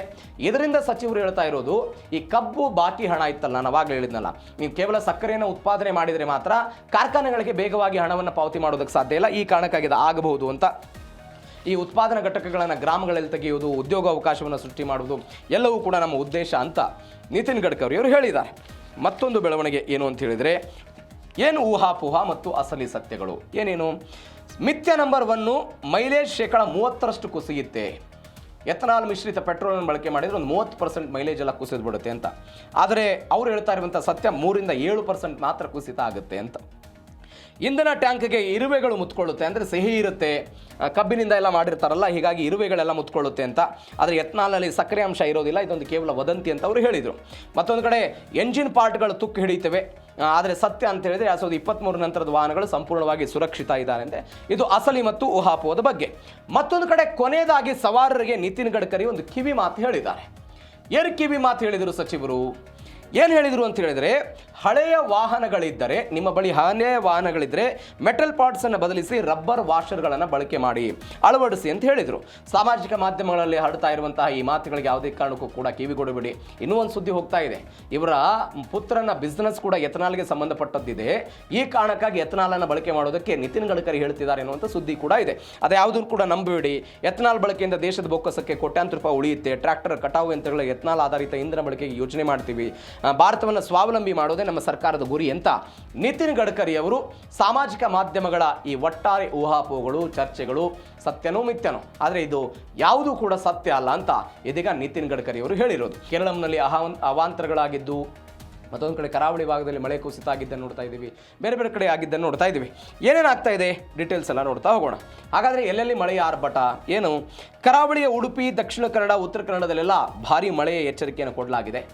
ಮಲೆನಾಡಿನ ಶಿವಮೊಗ್ಗ, ಹಾಸನ, ಕೊಡಗು, ಚಿಕ್ಕಮಗಳೂರಿನಲ್ಲೆಲ್ಲ ಮಳೆ ಆಗಬಹುದು ಅಂತ ಹವಾಮಾನ ಇಲಾಖೆ ಇದೀಗ ಎಚ್ಚರಿಕೆ ಕೊಟ್ಟಿದೆ. ಕರಾವಳಿ ಮತ್ತು ಕೊಡಗು ಜಿಲ್ಲೆಗಳಿಗೆ ಯೆಲ್ಲೋ ಅಲರ್ಟ್ ಘೋಷಣೆ ಮಾಡಲಾಗಿದೆ. ಬೆಂಗಳೂರು, ಮಂಡ್ಯ, ಮೈಸೂರು ಭಾಗದಲ್ಲಿ ಸಾಧಾರಣ ಮಳೆಯಾಗುವಂತಹ ಮುನ್ಸೂಚನೆಯನ್ನು ಕೊಡಲಾಗಿದೆ. ಗಾಳಿಯ ವೇಗ ಹೆಚ್ಚಿರುತ್ತಂತೆ, ಸಮುದ್ರಕ್ಕೆ ಯಾವುದೇ ಕಾರಣಕ್ಕೂ ಮೀನುಗಾರರು ಇಳಿಬಾರದು ಅಂತ ಇದೀಗ ಹವಾಮಾನ ಇಲಾಖೆ ಎಚ್ಚರಿಕೆ ಕೊಟ್ಟಿದೆ. ಅದು ಉಡುಪಿ, ದಕ್ಷಿಣ ಕನ್ನಡ, ಉತ್ತರ ಕನ್ನಡ, ಶಿವಮೊಗ್ಗ, ಹಾಸನ, ಕೊಡಗು, ಚಿಕ್ಕಮಗಳೂರು ಇಲ್ಲೆಲ್ಲ ಭಾರೀ ಮಳೆ ಆಗುತ್ತೆ. ಹವಾಮಾನ ಇಲಾಖೆ ಕರಾವಳಿ ಮತ್ತು ಕೊಡಗು ಜಿಲ್ಲೆಗಳಿಗೆ ಯೆಲ್ಲೋ ಅಲರ್ಟ್ ಘೋಷಣೆ ಆಯಿತು. 24 ಗಂಟೆಗಳಲ್ಲಿ ಕಳಸದಲ್ಲಿ, ಚಿಕ್ಕಮಗಳೂರಿನ ಕಳಸದಲ್ಲಿ 82 ಮಿಲಿಮೀಟರ್ ಮಳೆ ಆಯಿತು. ಪುತ್ತೂರಿನಲ್ಲಿ 75 ಮಿಲಿಮೀಟರ್ ಗರಿಷ್ಠ ಮಳೆ ಆಯಿತು. ನದಿಯ ನೀರಿನ ಮಟ್ಟ ಹೆಚ್ಚಳ ಆಗಿದೆ. ಬೆಂಗಳೂರು, ಮಂಡ್ಯ, ಮೈಸೂರು ಸೇರಿದಂತೆ ಹಳೆ ಮೈಸೂರು ಭಾಗದಲ್ಲಿ ಸಾಧಾರಣ ಮಳೆ ಆಗ್ಬೋದು ಅಂತ ಲೆಕ್ಕಾಚಾರ. ಗಾಳಿಯ ವೇಗವೂ ಕೂಡ ಹೆಚ್ಚಳ ಆಗಿರುತ್ತೆ, ಹೀಗಾಗಿ ಸುರಕ್ಷಿತವಾಗಿರಿ ಅಂತ ಹೇಳಿದ್ದಾರೆ. ಮತ್ತೊಂದು, ಕಲ್ಯಾಣ ಕರ್ನಾಟಕಕ್ಕೆ ಬರಗಾಲದ ಬರೆ.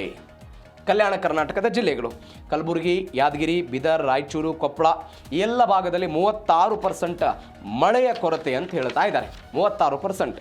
ಕೆಲಸವಿಲ್ಲದೆ, ಬೆಳೆಯೂ ಇಲ್ಲದೆ, ಸಹಜವಾಗಿ ಅದು ಬೇಸಿಗೆ ಬಂತು ಅಂತ ಹೇಳಿದ್ರೆ ಕಲ್ಯಾಣ ಕರ್ನಾಟಕ ಭಾಗದಲ್ಲಿ ಒಂದು ಗೋವಾಕ್ಕೆ ಹೋಗ್ತಾರೆ ವಲಸೆ, ಇಲ್ಲದೆ ಇದ್ದರೆ ಪಕ್ಕದ ಮಹಾರಾಷ್ಟ್ರಕ್ಕೆ ಹೋಗ್ತಾರೆ, ಉದ್ಯೋಗವನ್ನು ಅರಸಿ ಹೋಗೋದನ್ನು ನೋಡ್ತಾ ಇದ್ದೀವಿ. ಬೆಂಗಳೂರಿಗೂ ಕೂಡ ಗಾರೆ ಕೆಲಸಕ್ಕೆ ಬರ್ತಾ ಇರೋದನ್ನು ನಾವು ನೋಡ್ತಾ ಇದ್ದೀವಿ. ಹೀಗಾಗಿ ರೈತರೆಲ್ಲ ಹೋಗ್ತಾ ಇದ್ದಾರೆ. ಒಂದು 50% ವಲಸೆಯ ಪ್ರಮಾಣ ಹೆಚ್ಚಳ ಆಗ್ತಾ ಇದೆ. ಬೆಳಗ್ಗೆ 6 ಗಂಟೆಗೆ ಕೆಲಸ ಹುಡುಕಿ ಪಟ್ಟಣಗಳಿಗೆಲ್ಲ ಹೋಗ್ತಿದ್ದಾರೆ. ಜೀವನ ನಡಿಬೇಕು, ಬದುಕನ್ನು ಕಟ್ಕೊಳ್ಬೇಕು ಅಂತ ಬೆಂಗಳೂರು, ಹೈದರಾಬಾದ್, ಮುಂಬೈನಂತೆಲ್ಲ ಶ್ರಮಿಕ ವರ್ಗ ಹೋಗ್ತಾ ಇರೋದನ್ನು ನೋಡ್ತಾ ಇದ್ದೀವಿ. ಇದು ಕಲ್ಯಾಣ ಕರ್ನಾಟಕ. ಮತ್ತೊಂದು ಕಡೆ ಬಿತ್ತನೆಗೆ ಸುರಿದ ಹಣ ಮಣ್ಣು ಪಾಲಾಗ್ತಾ ಇದೆ, ರೈತರು ಕಂಗಾಲಾಗ್ತಾ ಇದ್ದಾರೆ. 30 ಲಕ್ಷ ಹೆಕ್ಟರ್ ಬಿತ್ತನೆ ಗುರಿಯಲ್ಲಿ ಆಗಿರೋದು ಕೇವಲ 11 ಲಕ್ಷ ಹೆಕ್ಟರ್ ಮಾತ್ರ ಅಂತ ಹೇಳ್ತಾ ಇರೋದು. ಶೇಕಡ 40% ಬಿತ್ತನೆ ಕೂಡ ಪೂರ್ಣಗೊಳ್ಳದೆ ರೈತರಿಗೆ ಆರ್ಥಿಕವಾಗಿ ನಷ್ಟ ಆಗ್ತಾ ಇದೆ. ಬಿತ್ತನೆಗಾಗಿ ಒಂದು 40,000 ರೂಪಾಯಿ ಎಲ್ಲ ಖರ್ಚು ಮಾಡಿದರೂ ಕೂಡ ವರುಣ ಕೈ ಕೊಟ್ಟಿದ್ದಾನೆ ಸಹಜವಾಗಿ.